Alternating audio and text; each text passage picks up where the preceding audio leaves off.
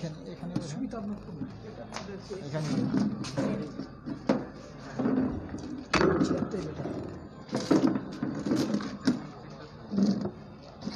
Chair থাক সমস্যা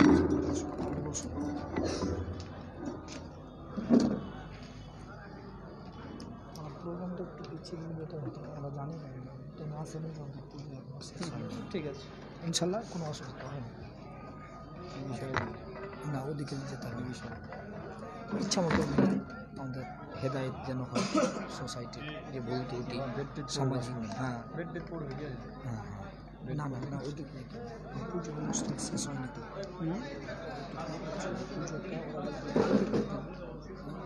আচ্ছা এটা এটা এটা আমরাও কিছু শুনতাম ওদেরও কথাটা ঠিক কিন্তু আমরা হঠাৎ করে জিনিসটা করে নিই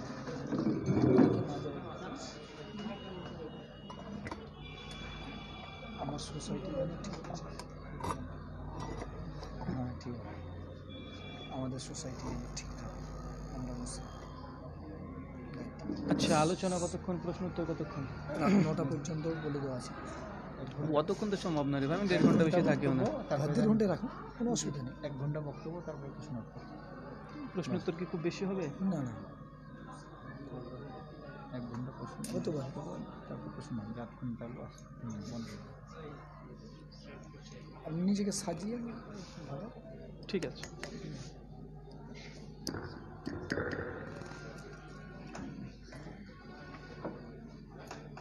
আসসালামু আলাইকুম ওয়া রাহমাতুল্লাহি ওয়া বারাকাতুহু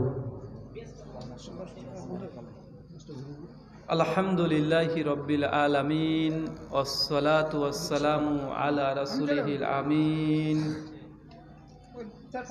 ওয়া আলা আলিহি ওয়া আসহাবিহি আজমাইন আম্মা বাদ أعوذ بالله السميع العليم من الشيطان الرجيم من همزه ونفخه ونفثه بسم الله الرحمن الرحيم يا أيها الذين آمنوا أطيعوا الله وأطيعوا الرسول ولا تبطلوا أعمالكم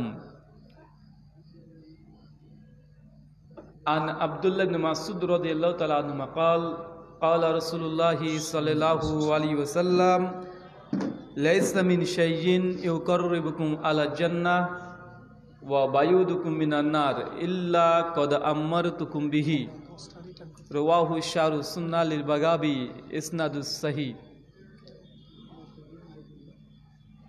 সমস্ত প্রশংসা সেই মহান সত্তা আল্লাহ সুবহানাহু ওয়া তাআলার জন্য যিনি আমাদের সৃষ্টি করেছেন শুধু সৃষ্টি করেননি এই পৃথিবীতে সহস্র কোটি মাখলুকাত সৃষ্টি করার পরেও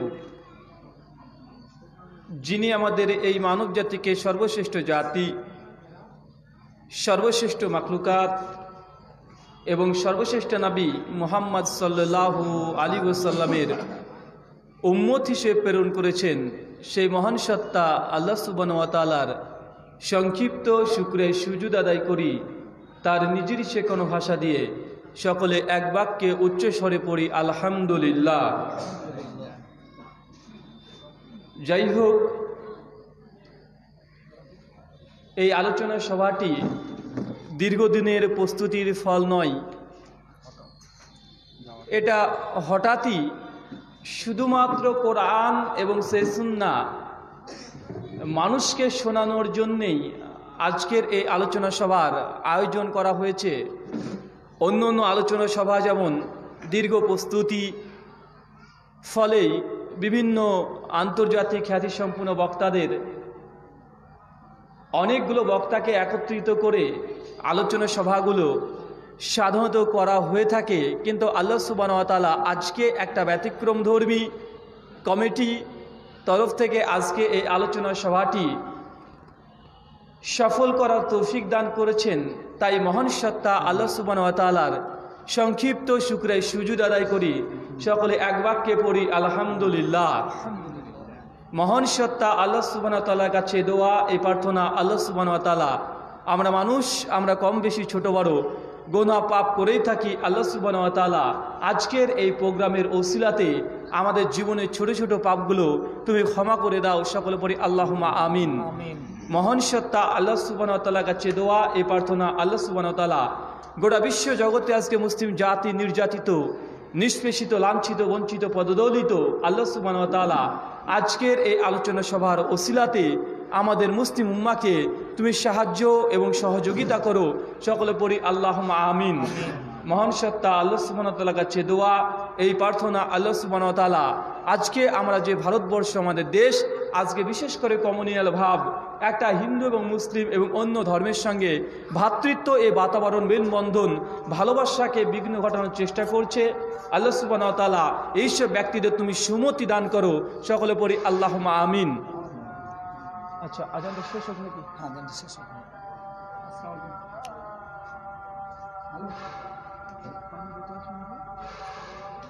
আল্লাহু আকবার, আল্লাহু আকবার।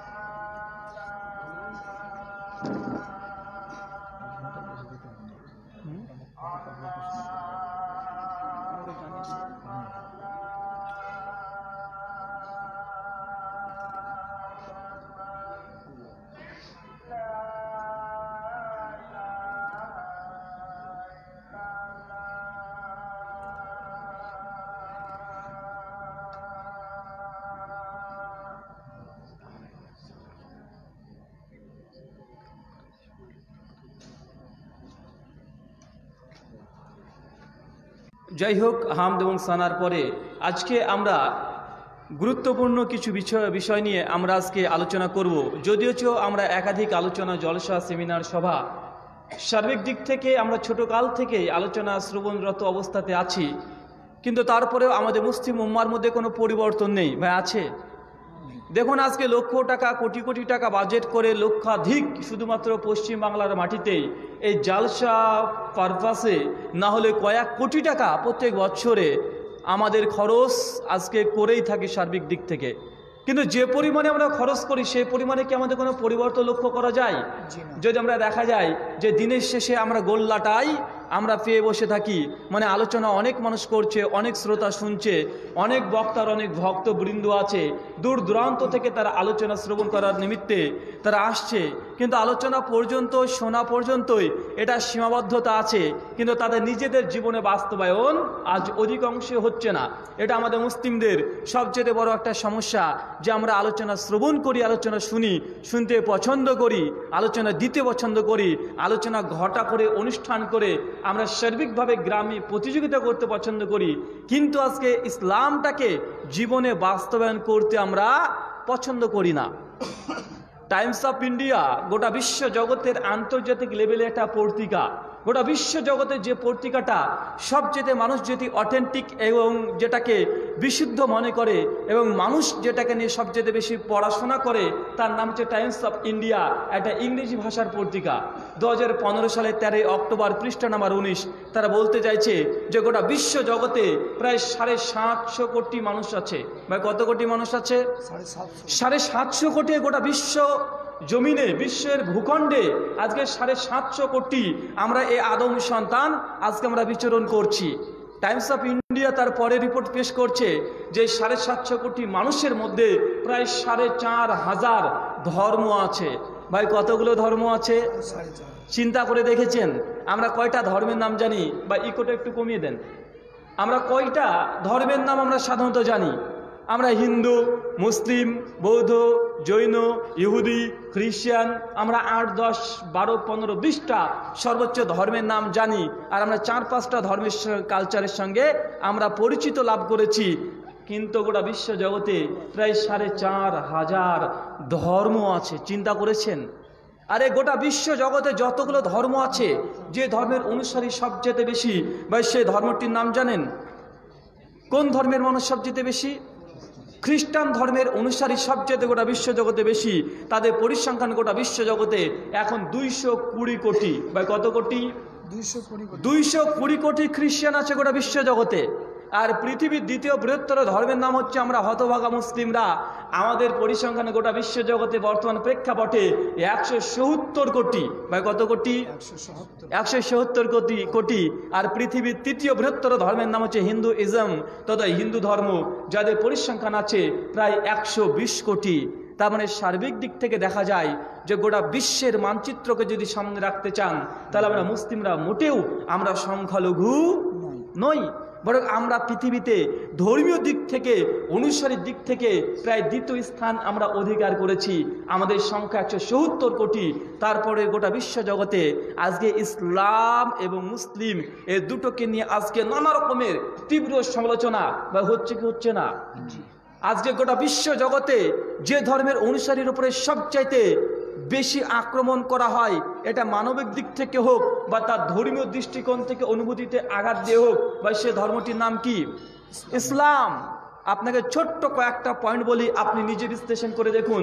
ভাই পৃথিবীতে কোনোদিন এমন কোনো ইতিহাস, এমন কোনো খবর, এমন কোনো নিউজ দেখেছেন যে হিন্দু দাদাদের শ্রীমদ্ ভাগবত গীতা অথবা রামায়ণ অথবা মহাভারত অথবা বেদসমূহ অথবা উপনিষদ অথবা পুরাণ অথবা উপপুরাণ, যতগুলো ধর্মগ্রন্থ আছে, এই ধর্মগ্রন্থকে কোনো একজন মুসলিম সে আগুন দিয়ে জ্বালিয়ে পুড়িয়ে ছারখার করে দিচ্ছে, অথবা গীতাকে পায়ের নিচে রেখে একজন মুসলিম পদদলিত করছে?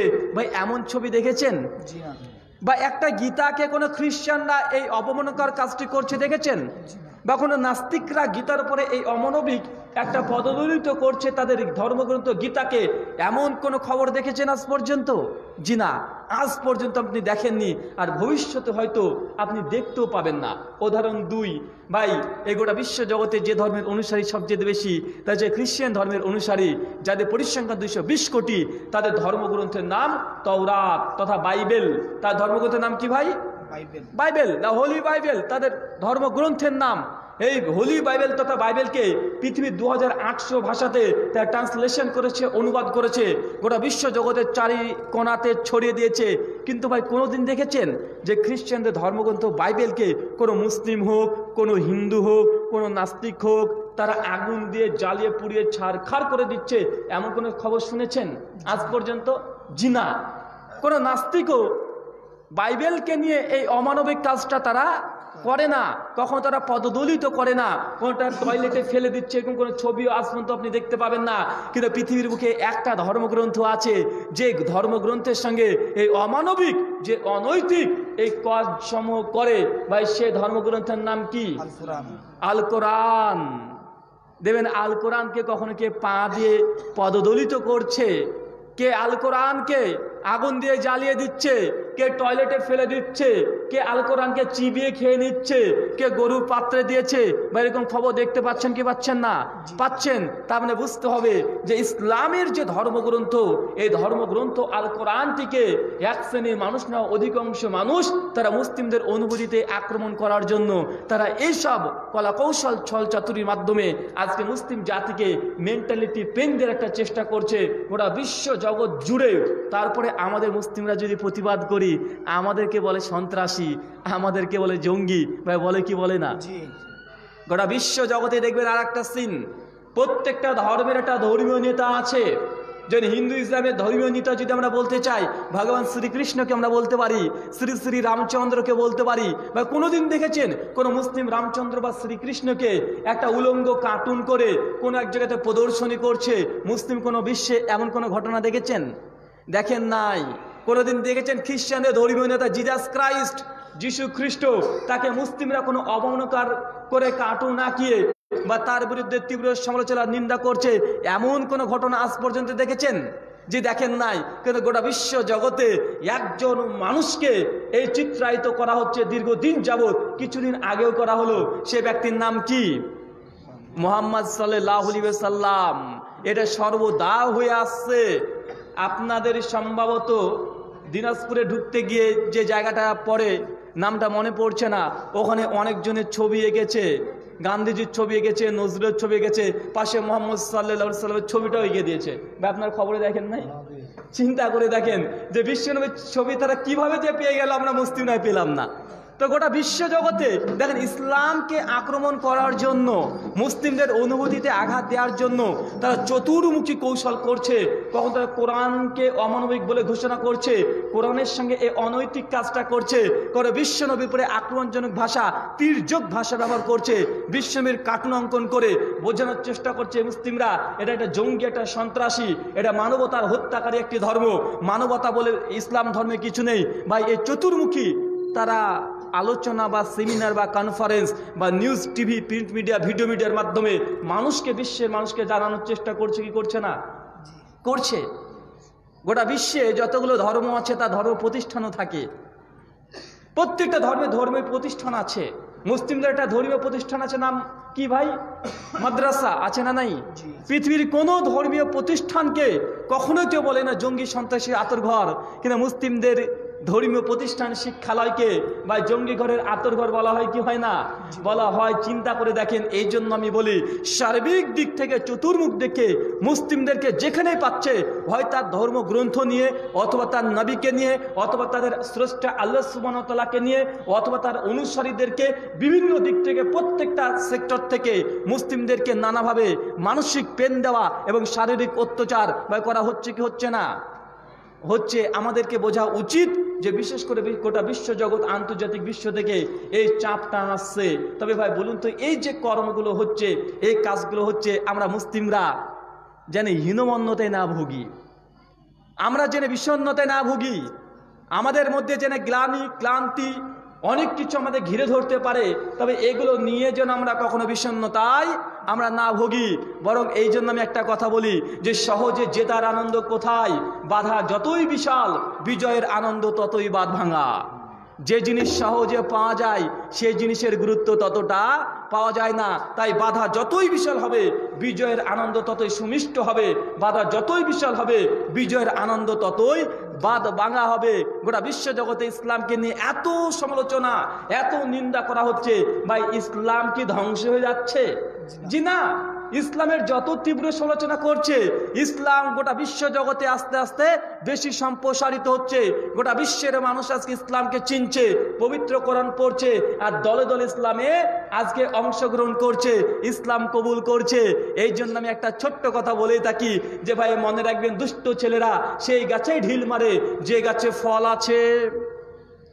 ভাই দুষ্ট ছেলেরা কোন গাছে ঢিল মারে বলেন তো ভাই? যে গাছে ফল আছে সেই গাছে তো ঢিল মারে। তো পশ্চিমা বিশ্ব যারা ওয়েস্টার্ন কালচারকে ফলো করে তারাও এটা জানে যে গোটা বিশ্ব জগতে ইসলাম হচ্ছে এমন একটি ধর্ম যে ধর্মের আদর্শ দিয়ে গোটা বিশ্বকে জয় করা সম্ভব। তাদের ওয়েস্টার্ন কালচারের সঙ্গে চ্যালেঞ্জ করতে পারে এমন একটি ধর্ম, সেটা হচ্ছে ইসলাম। এটা মানুষকে শুধু নৈতিকতা শিক্ষা দেয় এমনটি নয়, বরং ইসলাম হচ্ছে এমন একটি ধর্ম যেটা রাষ্ট্র পরিচালনা করার মতো তার যে সংবিধান আছে, এটা কোনো মানব রচিত সংবিধান নয়, এটা মহান সত্তা আল্লাহ সুবহানাহু ওয়া তাআলা প্রদত্ত একটা আর্টিকেল, পবিত্র কোরআন, লাস্ট টেস্টামেন্ট, লাস্ট রেভেলেশন। এটা পশ্চিমা বিশ্বরা খুব ভালোভাবে তারা বুঝতে পেরেছে। তাই তাদের শত্রুতা কখনো খ্রিস্টানদের সঙ্গে হয় না, কখনো তাদের শত্রুতা কোনো হিন্দু ভাইদের সঙ্গে হয় না, বৌদ্ধদের সঙ্গে হয় না। মুসলিমদের সঙ্গে তাদের আক্রমণ, তাদের শত্রুতা একটাই কারণ, আদর্শিক শত্রুতা। কেন? তারা যে বিধান দিচ্ছে আলহামদুলিল্লাহ কোরআন তার চাইতে বেশি বেশি তাদের চাইতে মানবতার কথা বলে, গোটা বিশ্বকে একটা প্ল্যাটফর্মে আনার জন্য কোরআনের কিছু আয়াত যথেষ্ট, তাই আদর্শগত লড়াইয়ের জন্য আজকে ইসলামকে অ্যাটাক করতে তারা বাধ্য হচ্ছে। এটা আপনি মনে করতে পারেন এটা আমাদের আবেগের কথা, জি না, আপনি সূক্ষ্মভাবে বিশ্লেষণ করে দেখেন। ইসলাম হচ্ছে এমন একটি ধর্ম শুধু আধ্যাত্মিকতা শেখায় না, বরং রাষ্ট্রের কথা বলে কি বলে না জি বলেন। ভাই, রাষ্ট্র পরিচালনা করার জন্য ইসলামের আর্টিকেল আছে না নেই ভাই? সৌদি আরব একটা দেশ, আমরা জানি কি জানি না, ওখানে কোনো মানুষের মানব রচিত কোনো সংবিধান আছে? জি না, আজীব একটা জায়গা, আজীব একটা ধর্মের দেশ, যেখানে ভাই পবিত্র কোরআন হচ্ছে তাদের ধর্মগ্রন্থ এবং পবিত্র কোরআন হচ্ছে তাদের রাষ্ট্রের সংবিধান, আইন গ্রন্থ। ভাই চিন্তা করেছেন? তাই গোটা বিশ্বে এখন চলছে কিসের, কোন দেশ তার দেশকে খুব সুন্দরভাবে সুষ্ঠুভাবে মানবিকভাবে পরিচালনা করতে পারে, এটার কম্পিটিশন বা গোটা আন্তর্জাতিক বিশ্ব এখন কি নিয়ে লড়াই করছে। কোন দেশ শান্তি প্রতিষ্ঠাতা করতে পারে, কোন দেশের আইন সবচেয়ে বেশি ভালো, বা হচ্ছে কি হচ্ছে না হচ্ছে। কিন্তু সৌদি আরব বা মুসলিম বিশ্বগুলো এমনভাবে তারা তাদের ধর্মগ্রন্থকে পেশ করছে, তারা দেখিয়ে দিচ্ছে যে আমাদের ধর্মগ্রন্থ আল কোরআন, এটা দিয়ে আমাদের যেমন ধর্ম, এটা আমাদের সংবিধান। তাই এই সাংবিধানিক লড়াই গোটা বিশ্ব জগতে চলছে। তাই পশ্চিমা বিশ্বরা তারা কখনোই চায় না যে মুসলিমদের এই সংবিধানগুলো গোটা বিশ্বে মানুষ জাতির কাছে ছড়িয়ে পড়ুক। তারপরেও আলহামদুলিল্লাহ যত ইসলামের সমালোচনা হচ্ছে, ইসলাম ততই দুর্বল গতিতে হু হু করে ছুটে ছুটে আজকে গোটা বিশ্ব জগতে 170 কোটি মুসলিম, আলহামদুলিল্লাহ। ভাই বলুন তো, যে জিনিসের সমালোচনা করা হয় ভাই, সেই জিনিসটা কি আস্তে আস্তে হারিয়ে যায় কি যায় না? যায়। যত নিন্দা করবেন মানুষ ভয় পেয়ে সে জিনিসটা আর ক্রয় করবে না, মানুষ কিনবে না। কিন্তু ইসলামের দিকে সম্পূর্ণ বিপরীত হচ্ছে। যত সমালোচনা করছে তত বেশি মানুষ ইসলামের কাছে আসছে। আমেরিকার যারা ধর্ম নিয়ে, রিলিজিয়ন নিয়ে গবেষণা করে একটা সেন্টার আছে, এখনই আপনি গুগলে চলে যান, লিখেন পিউ রিসার্চ সেন্টার। কি রিসার্চ সেন্টার?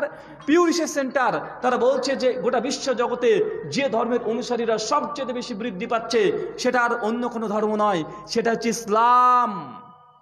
ইসলাম ধর্ম গোটা বিশ্ব জগতে সবচাইতে বেশি দুর্বল গতিতে বৃদ্ধি পাচ্ছে।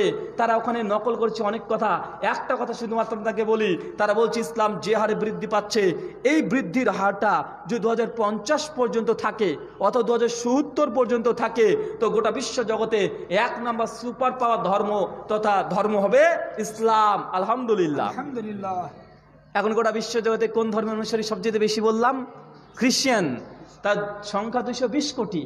পিউ রিসার্চ সেন্টার, আমেরিকার গবেষক, তারা বলছে যে মুসলিমরা এত দুর্বল গতিতে বাড়ছে, মানুষ এত ইসলামের দিকে ঝুঁকে পড়ছে যে মাত্র যদি আর 30 থেকে 40 বছর ঠিক এই অবস্থানে থাকে, তো গোটা বিশ্ব জগতে যে ধর্মের অনুসারী সবচেয়ে বেশি হবে তারা হবে মুসলিম তথা ইসলাম ধর্মের অনুসারী। ভাই ইসলাম যদি খারাপ শিক্ষা দেয়, ভাই বলুন তো মানুষ ইসলাম গ্রহণ করবে? আর বিশেষ করে আধুনিক বিশ্বে, পশ্চিমা বিশ্বের মানুষ এখন সবচেয়ে বেশি ইসলাম গ্রহণ করছে। আপনি মাঝে মধ্যে বিভিন্ন, আপনি বিশেষ করে টাইমস অফ ইন্ডিয়া বা আমেরিকান টাইমস, এই পত্রিকাগুলো ফলো করেন, ইন্টারনেট থেকে দেখেন, দেখুন অধিকাংশ গির্জাগুলো আজকে বিক্রয় করে দিচ্ছে, হাজার হাজার গির্জা আজকে বিক্রি করে দিচ্ছে আমেরিকাতে। বিশেষ করে ইউনাইটেড কিংডমের অন্তর্ভুক্ত জায়গাগুলোতে অধিকাংশ এই গির্জাগুলোকে বিক্রি করে দিচ্ছে, মুসলিমরা ক্রয় করছে। আর প্রত্যেকটা গির্জা এখন কি হচ্ছে? মসজিদে রূপান্তরিত হচ্ছে। আলহামদুলিল্লাহ। তার জন্য আমি একটা উদাহরণ দিয়ে থাকি যে ভাই, আপনার হাতে একটা সেন্টের বোতল আমি দিলাম, আপনি রাগ করে সেন্টের বোতলকে তুলে আছাড় মেরে ভেঙে দিলেন। যদি ভেঙে দেন ভাই, যদি বোতলটা ভেঙে যায়, বা বলুন তো এই ভাঙা বোতল থেকে কি বের হবে? দুর্গন্ধ না সেন্ট? অবশ্যই সেন্ট বের হবে। তো ইসলাম হচ্ছে এটা একটা শান্তির ধর্ম, সুন্দর একটা ধর্ম। তাই ইসলামকে নিয়ে আপনি যত খোঁচাখুচি, যত লাড়ালাড়ি করবেন, যত আপনি ভাবছেন যে ইসলামকে আমি সমালোচনা করে আমি মুসলিম সম্পর্কে গোটা বিশ্ব জগতের কাছে একটা খারাপ নেগেটিভ একটা আমরা মেসেজ দিতে চাই, তো ইসলামকে নিয়ে যতই খোঁচাখুচি করবেন, ইসলামের সুগন্ধি, ইসলামের সৌরভ, ইসলামের সুগন্ধি গোটা আকাশে বাতাসে ছড়িয়ে পড়বে। এ কথাই ঠিক, কারণ ইসলামকে নিয়ে যত সমালোচনা, ইসলামের হার তত আলহামদুলিল্লাহ বৃদ্ধি পাচ্ছে। অনেকে আবার অভিযোগ করে যে মুসলিমরা তো জোরপূর্বক অমুসলিমদেরকে জোরপূর্বক তারা মুসলিম করায়। বা এটা 100% মিথ্যা কথা। এটা ইংরেজিতে বই আছে, the Islam of the cross road পৃষ্ঠা নম্বর 8-এ একজন আমেরিকান বিশেষজ্ঞ বলছে যে মুসলিমরা যদি তরবারির জোরে ইসলাম কবুল করতো তো ভারতবর্ষে কখনোই 80% অমুসলিম থাকতে পারতো না। ভাই পারতো? জি না। ভাই ভারতবর্ষে আমাদের মুসলিম বাপ দাদু যারা ছিল তারাই তো রাজা ছিল, তারাই তো বাদশা ছিল। কি বলছেন? জি এই ভারতবর্ষে মুসলিমরা প্রায় 700 থেকে 800 বছর শাসন করেছে। মুসলিমরা রাজা ছিল, মুসলিমরাই বাদশা ছিল, মুসলিমরা গোটা ভারতবর্ষকে চালিয়েছে। মুর্শিদাবাদের হাজারদুয়ারি থেকে শুরু করে দিল্লির লাল কেল্লা পর্যন্ত প্রত্যেকটা পদে পদে মুসলিমদের ছোঁয়া এখন পর্যন্ত ভারতবর্ষের বুকে ভাই আছে না নেই? আছে। যে ভারতবর্ষ মুসলিমরা 800 বছর শাসন করলো, মুসলিমরা যদি জোরপূর্বক হিন্দুদেরকে মুসলিম করত, এই তথ্য যদি সঠিক হতো তো ভাই বলুন তো এই ভারতবর্ষের মাটিতে 80% হিন্দু থাকে কিভাবে? অন্তত 50-50 হয়ে যেত নাকি? জি যদি হিন্দুদেরকে জোরপূর্বক মুসলিমরা যদি কনভার্ট করত, ধর্ম পরিবর্তন করত, তো মাত্র 20% মুসলিম আর 80-82% হিন্দু দাদার থাকে কিভাবে? তারপরে এই তথ্য সম্পূর্ণ মিথ্যা যে মুসলিমরা জোরপূর্বক হিন্দুদেরকে কনভার্ট করেছে, এ কথা সঠিক নয়। বরং যারা বিশেষজ্ঞ তারা এই ব্যাপারে কথা লিখতে গিয়ে লিখেছে। বিশেষ করে ভারতবর্ষের প্রথম যিনি সংবিধান রচনা করেছে তার নাম কি? B.R. আম্বেদকর। নাম শোনেন নাই? তার একটা বর্ণপ্রথা বলে বই আছে, বাংলা অনুবাদ হয়ে গেছে। উনি বলতে চেয়েছেন যে ভারতবর্ষের মানুষরা বেশি ইসলাম ধর্ম গ্রহণ করার দুটো কারণ। এক, ব্রাহ্মণবাদ। কি বাদ? ব্রাহ্মণরা বিশেষ করে দলিত হিন্দুদের ওপরে যেভাবে অমানবিক নির্যাতন করত, এই ব্রাহ্মণদের অত্যাচারে অনেক যারা নিচু স্তরের হিন্দু তারা তাদের অত্যাচার থেকে বাঁচার জন্য, তারা স্বাধীনতার জন্য তারা অনেকেই ইসলাম সেই সময়তে গ্রহণ করেছিল এই ব্রাহ্মণবাদের কারণে। এবং অনেক ক্ষেত্রে এটাই সবচেয়ে বেশি হয়েছে যে যারা দলিত আছে, যারা নিচু কাস্টের আছে, এমনকি এখনো ভারতবর্ষের অনেক জায়গাতে পেপার পত্রিকায় আসে যে অমুক জায়গাতে একজন দলিতকে মন্দিরে উঠতে দেয় নাই। একজন মানুষ তার কি অপরাধ? সে দলিত হয়েছে অপরাধ। সে তখন স্বাধীন হতে চায়। যখন দেখছি ইসলাম হচ্ছে এমন একটি ধর্ম যে ধর্মে কোনো কাস্ট প্রথা নেই, কোনো মানুষের মধ্যে ভেদাভেদ নেই, কে সাদা, কে কালো, কে ঘুটু, কে লম্বা, কে বড় লোক, কে ধনী, কে গরিব, কে ফকির, কোনো পার্থক্য নেই। ইসলামের এই সৌন্দর্য দেখে সেই সময় অধিকাংশ যারা দলিত হিন্দু তারা আস্তে আস্তে ইসলাম কবুল করেছে। এর উল্টো কখনোই হয়নি যে মুসলিমরা জোরপূর্বক তাদেরকে ধর্মান্তরিত করেছে। এ কথা সঠিক নয়। এটা মুসলিমদের উপরে একটা মিথ্যা, একটা ফলস অ্যালিগেশন লাগিয়েছে, মিথ্যা অভিযোগ করেছে, যে অভিযোগ সত্য নয়। তা জ্বলন্ত প্রমাণ দেখবেন। ভাই বলুন তো 2020-এর পর থেকে মুসলিমরা কোনো জায়গায় যুদ্ধ করেছে পৃথিবীর কোনো একটা দেশে? জি না। কোনো একটা দেশে 200খানা রাষ্ট্র আছে গোটা বিশ্ব জগতে, কোনো একটা জায়গাতে মুসলিমরা যুদ্ধ করেছে? করেনি। বরং এই 20 বছরের ইতিহাস বলছে গোটা বিশ্ব জগতে সবচেয়ে মুসলিমরা বেশি নির্যাতিত, তারাই বেশি মরেছে। তো ভাই বলুন তো তারপরেও এই 20 বছরে মুসলিমরা তো বৃদ্ধি পাচ্ছে কিসের কারণে? যদি মুসলিমরা যুদ্ধ করে অমুসলিমদেরকে কনভার্ট করে মুসলিম বানিয়ে ফেলে, তো অন্তত আমরা যে 20 বছরের সাক্ষ্য, আমরা যে চোখ দ্বারা 20 বছরকে আমরা দেখছি যে 20 বছরে কোনো মুসলিম কখনোই যুদ্ধ করতে কোনো দেশে যায় নাই, তারপরে 20 বছরে এত কোটি কোটি মানুষ ইসলাম গ্রহণ করছে। কি কারণে? মানে ইসলাম মানুষ জানার পরে ইসলাম কবুল করছে। এর উল্টোটা হচ্ছে না যে মুসলিমরা কাউকে মানে বিশেষ করে তাদেরকে জোর করে ধর্মান্তর করছে, কথা সঠিক নয়।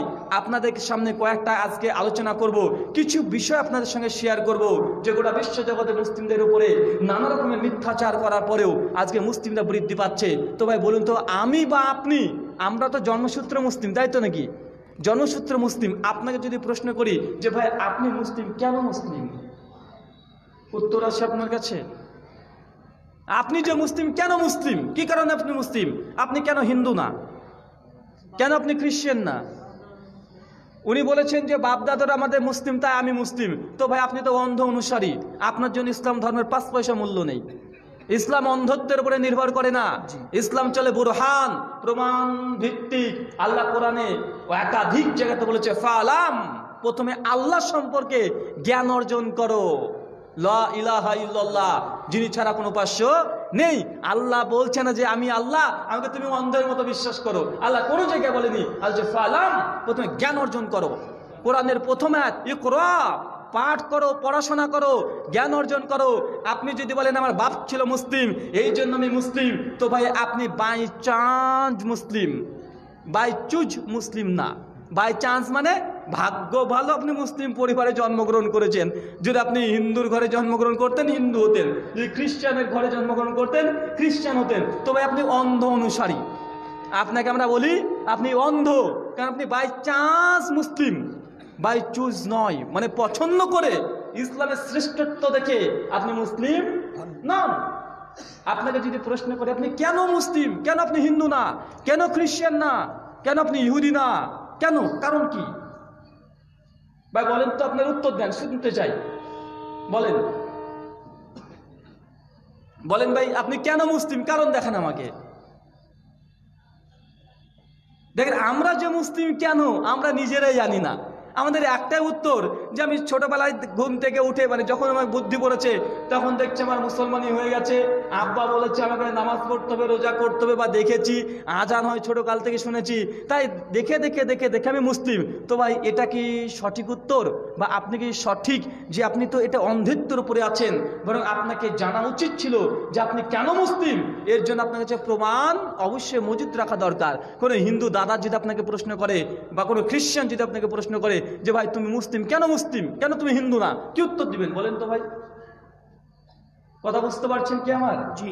যেটা আপনি বলেন আমার বাপ দাদারা মুসলিম ছিল তাই আমি মুসলিম, তাই জন্য হিন্দু দাদা তো ওটাই বলবে যে আমাদের বাপ দাদারা হিন্দু ছিল তাই আমি হিন্দু, আমার বাপ দাদা খ্রিস্টান ছিল তাই আমরা খ্রিস্টান। তো ভাই আপনার মধ্যে আর ওদের মধ্যে পার্থক্য কোথায় থাকলো? কোথায় পার্থক্য থাকলো?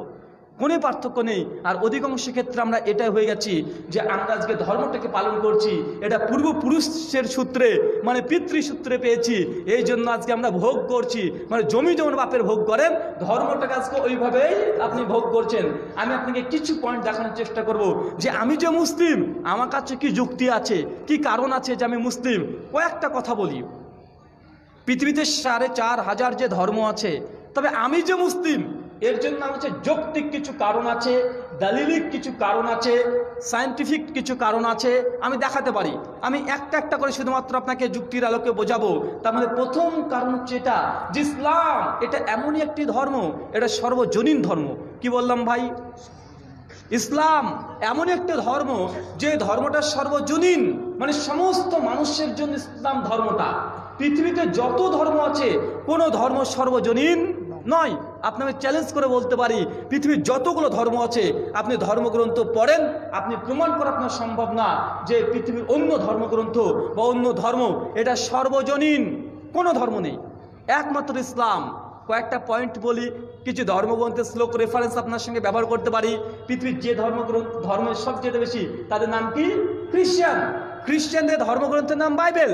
বাইবেলের new testament gospel of Matthew বলে একটা চ্যাপ্টার আছে, যেটা গসপেল অফ ম্যাথিউ বলে চ্যাপ্টার নাম্বার 15 ভার্স নাম্বার 24, মানে 15 নম্বর অধ্যায় 24 নম্বর পদ। জিজাস ক্রাইস্ট তিনি বলছেন যে আমি শুধুমাত্র বানি ইসরায়েলের হারানো মেষদের জন্য এসেছি, অন্য কারণ মুক্তির জন্য আসি নাই। কথা বুঝতে পারছেন ভাই? মানে খ্রিস্টান ধর্ম যীশু খ্রিস্ট বলছে আমি শুধুমাত্র বানি ইসরায়েলের মুক্তির জন্য এসেছি, অন্য কোনো মানুষের মুক্তির জন্য নয়। তো ভাই খ্রিস্টান ধর্মটা কাদের জন্য? শুধুমাত্র বানি ইসরায়েলের জন্য। তথা আইজাকের 12টা সন্তান ছিল। মুসলিমদের ভাষা অনুসারে নবী ইসাক আলাইহিস সালামের যে ইয়াকুবের যে 12টা সন্তান ছিল, ওই 12টা সন্তানের মধ্যে যারা জন্মগ্রহণ করেছে তাদের মুক্তির জন্যই জিসাস ক্রাইস্টের আগমন। আর তিনি শুধুমাত্র বানি ইসরায়েলকে মুক্তি, নাজাত, পরিত্রাণ, সালভেশন দেওয়ার জন্য পৃথিবীতে এসেছিলেন। ভাই যেই ধর্মের প্রধান ব্যক্তি বলছে যে আমি শুধুমাত্র বানি ইসরায়েলের জন্য, বা ওই ধর্মটাকে ইউনিভার্সাল রিলিজিয়ন বলবেন? কথা বলেন। জি না। জিজাস ক্রাইস্ট একাধিক জায়গাতে বলেছে। বাইবেল খুলবেন গসপেল অফ ম্যাথিউ 21 অধ্যায় 13 পদে যিশু বলছে যে স্বর্গরাজ্যে যখন ঈশ্বর আমাদেরকে স্বর্গের রাজ্যে স্থান দিবে সেই সময় আমি 12টা গোত্রেরই বিচার করব, মানে শুধু বানি ইসরায়েলেরই বিচার করবে। তার মানে এই খ্রিস্ট ধর্মটি এটা সর্বজনীন ধর্ম নয়। আপনি প্রমাণই করতে পারবেন না।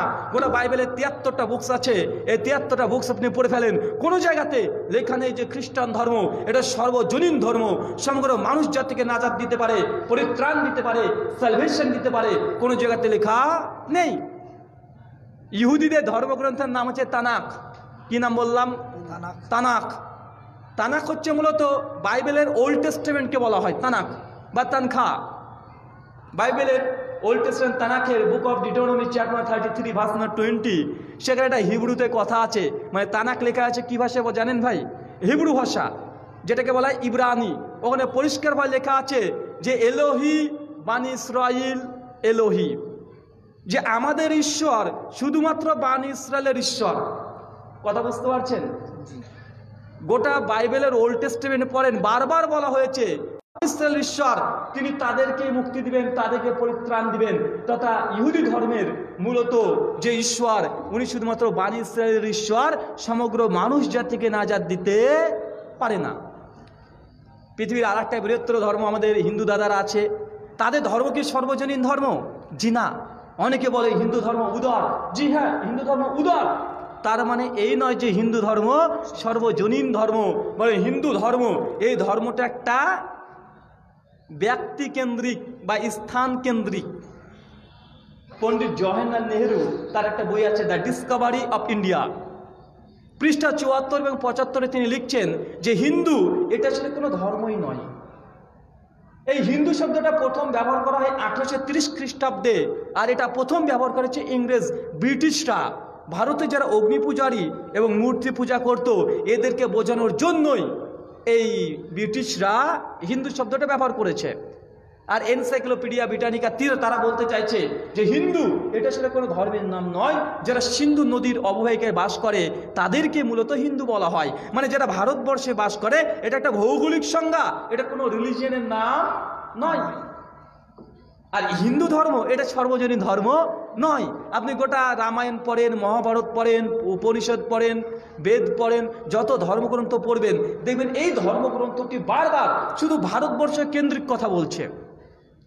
নদী সম্পর্কে যে তথ্য, সেটা ভারতবর্ষ প্রসঙ্গে, মানে যেই ইনফরমেশন দিয়েছে বেদ, উপনিষদ, রামায়ণ, পুরাণ সমূহ, অধিকাংশ দেবেন সামগ্রিক। গোটা বিশ্ব জগতের কোনো তথ্য ডকুমেন্ট নেই, শুধুমাত্র ভারতবর্ষ কেন্দ্রিকই কথা বলা হচ্ছে। আর শ্রীমদ্ ভাগবত গীতাতে স্পষ্টই আছে, অধ্যায় নম্বর 4 শ্লোক নম্বর 7 এবং 8, যে হিন্দু ধর্মটা যে সর্বজনীন না, এটা সমস্ত মানুষের জন্য মুক্তি বা পরিত্রাণ দিতে পারে না, তার জন্য একটা মন্ত্রই যথেষ্ট। শ্রীমদ্ ভাগবত গীতা অধ্যায় নম্বর 4 শ্লোক নম্বর 7 এবং 8, মশহুর শ্লোক। শ্লোকটা পড়ছি, একটু লক্ষ্য করবেন। শ্লোক বলছে কি দেখেন, यदा यदा हि धर्मस्य ज्ञानाति भावति भारत अभूतनं धर्मस्य तद आत्मानं सृजाम्यहं परित्राणाय साधूनां विनाशाय दुष्कृतं धर्म संस्थापनाय संभावोमि युगे युगे। কিছু বুঝতে পারলেন? মন্ত্র বলছে यदा यदा हि धर्मस्य, যখন ধর্মের মধ্যে অধর্ম নেমে আসে, মানুষ পাপ, অন্যায়, অত্যাচারের মধ্যে নিমজ্জিত হয়ে যায়, গ্লানাতি ভাবাতি ভারাতা, এই অধর্ম কোথায় নেমে আসে? এই গ্লানি কোথায় নেমে আসে? ভারাতা, এই ভারতের মধ্যে। তখন হিন্দু ধর্মের ঈশ্বর কি করে? পরিত্রাণায় সাধুনাং, ভালো মানুষকে রক্ষা করতে, বিনাশাচাই দুষ্কৃতাম, খারাপ মানুষকে ধ্বংস করতে, ধর্ম সংস্থাপনায়, আর ধর্মকে যথাযথ প্রতিষ্ঠিত করতে, সম্ভাবমি যুগে যুগে, ঈশ্বর প্রত্যেক যুগে অবতার রূপে এই পৃথিবীতে, ধাত্রীতে আবারও প্রেরিত হয়। তার মানে ভাই কোথায় যদি গ্লানি নেমে আসে? যখন ভারতবর্ষের বুকে ধর্ম নেমে আসবে, মানুষ পাপ, অন্যায়, অত্যাচার, চিন্তায়, রাহাজানি, জেনা, ব্যভিচার, ঘুষ, সার্বিকভাবে যখন এই ভূখণ্ডের মধ্যে অরাজকতা সৃষ্টি হবে, এই ভারতবর্ষের বুকে ঈশ্বর তখন অবতরণ করবে। যদি আমেরিকায় অরাজকতা হয়, এই শ্লোক অনুসারে সেখানে ঈশ্বর যাবে না। কথা বুঝতে পারছেন ভাই? আমি কোনো ধর্মকে অসম্মান করছি না, আমি জাস্ট এটা বোঝাতে চাইছি যে হিন্দুইজম এই ধর্মটি এটা শুধুমাত্র ভারতবর্ষের প্রেক্ষাপটে, এটা ভারতবর্ষ কেন্দ্রিক, এটা সিন্ধু নদকে কেন্দ্র করে এই ধর্মটা এটা গড়ে উঠেছে। খ্রিশ্চানিটি এটা শুধুমাত্র বানি ইসরায়েলকে কেন্দ্র করে, ইহুদিজম যেটা জিউইজম বলা হয় ওটা শুধুমাত্র একটা গোত্রকে কেন্দ্র করে। পৃথিবীতে এমন একটি ধর্ম আছে যে ধর্মের নাম ইসলাম, যে ধর্মটা কোনো মানুষের জন্য, নির্দিষ্ট কোনো ব্যক্তির জন্য, নির্দিষ্ট কোনো স্থানের জন্য নয়। পবিত্র কোরআন প্রথমে পড়েন আলহামদুলিল্লাহি রাব্বিল আলামিন, সমস্ত প্রশংসা এই জগৎ সময়ের প্রতিপালকের। আমাদের আল্লাহ সুবহানাহু ওয়া তাআলা তিনি বলেননি যে তিনি মুসলিমদের আল্লাহ, তিনি ইহুদিদের আল্লাহ, তিনি হিন্দুদের আল্লাহ, এই কথা বলেনি। রব্বিল আলামিন, সমগ্র ক্রিয়েশনের তিনি স্রষ্টা, ক্রিয়েটর। আল্লাহ সুবহানাহু ওয়া তাআলা তিনি রব্বিল আলামিন। পবিত্র কোরআন এটাও শুধুমাত্র মুসলিমদের জন্য নয়, হুদাল লিন্নাস, সমগ্র মানুষ জাতির জন্য। সূরা বাকারা 2 আয়াত নম্বর 103। ইসলামের নবী প্রফেট মুহাম্মদ সাল্লাল্লাহু আলাইহি সাল্লাম তিনিও শুধুমাত্র মুসলিমদের নবী নন, বরং গোটা বিশ্ব জগতের সমস্ত মানুষের জন্য তিনি নবী, তিনি একজন রাসূল। পবিত্র কোরআন সূরা আরাফ 7 আয়াত নম্বর 158, ইয়া আইয়ুহান নাস, আল্লাহ বলে দিয়েছে হে মানব সম্প্রদায়, আল্লাহ বলছেন নবী মুহাম্মদকে আপনি জানিয়ে দিন, ইন্নী রাসূলুল্লাহি ইলাইকুম জামিয়া, আমি এসেছি সমগ্র মানুষ জাতির জন্য, মুক্তির জন্য, সমস্ত মানুষকে পরিত্রাণ, সালভেশন, মোক্ষ, মুক্তি, স্বর্গ, জান্নাত দেওয়ার জন্য আমি নবী মুহাম্মদ সাল্লাল্লাহু আলাইহি সাল্লামকে আল্লাহ সুবহানাহু ওয়া তাআলা প্রেরণ করেছে। কথা বুঝতে পারছেন? জিসাস ক্রাইস্ট, যিশু খ্রিস্ট এসেছিল বানি ইসরায়েলের মুক্তির জন্য। বাইবেলে একাধিক জায়গাতে আছে। ইহুদিজম যে ধর্মটা, ইয়াকুব তো জোকাব যাকে বলা হয়, তিনি এসেছিলেন শুধুমাত্র বানি ইসরায়েলের মুক্তির জন্য। শ্রীকৃষ্ণ বলেন, শ্রী রামচন্দ্র বলেন, অন্য অন্য যতগুলো দেবদেবতা অবতারের কথা বলেন, তারা এসেছে ভারতবর্ষের মানুষের মুক্তির জন্য। ইসলাম এসেছে সমগ্র মানুষ জাতির মুক্তির জন্য। ভাই বলেন তো, আমি যে মুসলিম এর জন্য এটা যথেষ্ট প্রমাণ কি প্রমাণ নয়? ধর্ম কি স্থান ভিত্তিক হতে পারে? ধর্ম কি ব্যক্তি কেন্দ্রিক হতে পারে? ধর্ম কি কোনো একটা জাতি কেন্দ্রিক হতে পারে? জি না। ভাই আকাশে আমরা সূর্য দেখছি, এই সূর্য কি কে সৃষ্টি করেছে? আমরা বলছি আল্লাহ, হিন্দু দাদারা বলছে ইন্দ্রা, খ্রিস্টানরা বলবে জেহোবা, যারা ইহুদি আছে তারা বলবে ইয়াহওয়ে, গ্রিক ভাষাতে বলা হয় কিউরিয়াস, থিওস, হোথিয়াস, এদোনাই, এদোনি, এলোহিম, অনেক নাম অনেক ধর্মের অনুসারীরা বিশ্বাস করে। তা আমরা বলছি আল্লাহ, একজন হচ্ছে ইন্দ্রা, একজন হচ্ছে ইয়াহওয়ে, একজন হচ্ছে এদোনাই। তো ভাই যেই সৃষ্টি করুক না কেন, তো আল্লাহ ধরেন সূর্য থেকে সৃষ্টি করলো, তো মুসলিমদেরকে একটু ভালোই আলো দেয়, হিন্দুদেরকে একটু ছ্যাঁকাটা বেশি দেয় নাকি? কি বলছেন, বেশি দেয়? ধরে নিলাম যে সূর্যটাকে ইন্দ্র দেবতা তৈরি করেছে, তো ইন্দ্র দেবতা যদি সূর্য তৈরি করেই থাকে, তর্কের খাতিরে ধরে নিলাম, তো আমাদের মুসলিমদেরকে বেশি একটু ছ্যাঁকা দেয়? জি না। কেন? যিনি স্রষ্টা, সূর্যের স্রষ্টা, তিনি সমগ্র সৃষ্টি জগৎকে সমপরিমাণ তিনি তাপ দেন, যেমন যে গোলার্ধে যেভাবে আসে ঠিক সেইভাবে তিনি দেন, কারোর সঙ্গে তিনি পক্ষপাতিত্ব করে না। যিনি গোটা বিশ্ব জগতের স্রষ্টা, তিনি কোনো ব্যক্তি বিশেষ, কোনো গোত্র বিশেষ, কোনো স্থান বিশেষ তিনি হতে পারেন না। স্রষ্টা হবে ইউনিভার্সাল। তো ইসলামে যে স্রষ্টার ধারণা, ইনি হচ্ছেন ইউনিভার্সাল, সমগ্র মানুষ জাতির তিনি স্রষ্টা। ইসলামের যে কোরআন, আল কোরআন, এটাও সমগ্র মানুষ জাতির জন্য। কিন্তু পৃথিবীর অন্য অন্য ধর্মগ্রন্থ লক্ষ্য করলে দেখবেন যে অন্য ধর্মগ্রন্থগুলো এটা ইউনিভার্সাল নয়। আপনারা অনেকেই জানেন যে ব্রাহ্মণ, বৈশ্য, শূদ্র, ভাই একটা জাতিভেদ প্রথা আছে না? আছে। যারা শূদ্র তারা বেদ পড়তে পারবে? কি বলেন? এটা সকলেই জানে। যারা শূদ্র তাদের বেদের অধিকার নেই। মনুষ্য সংহিতা 3 অধ্যায় 181 মন্ত্রে বলা হয়েছে, যেসব শূদ্ররা বেদ অধ্যয়ন করবে তাদের চোখে আর কানে গরম সীসা ঢেলে দাও। কথা বুঝতে পারছেন? এবং এই প্রথা বা চালু ছিল কি ছিল না? ছিল। আজ থেকে 100 বছর আগেও ছিল। এখনো অনেক জায়গাতে, অন্ধত্বের জায়গাতে এখনো এই কাজটা করা হয়। যারা শূদ্র তাদেরকে মন্দিরে এখনো উঠতে দেওয়া হয় না।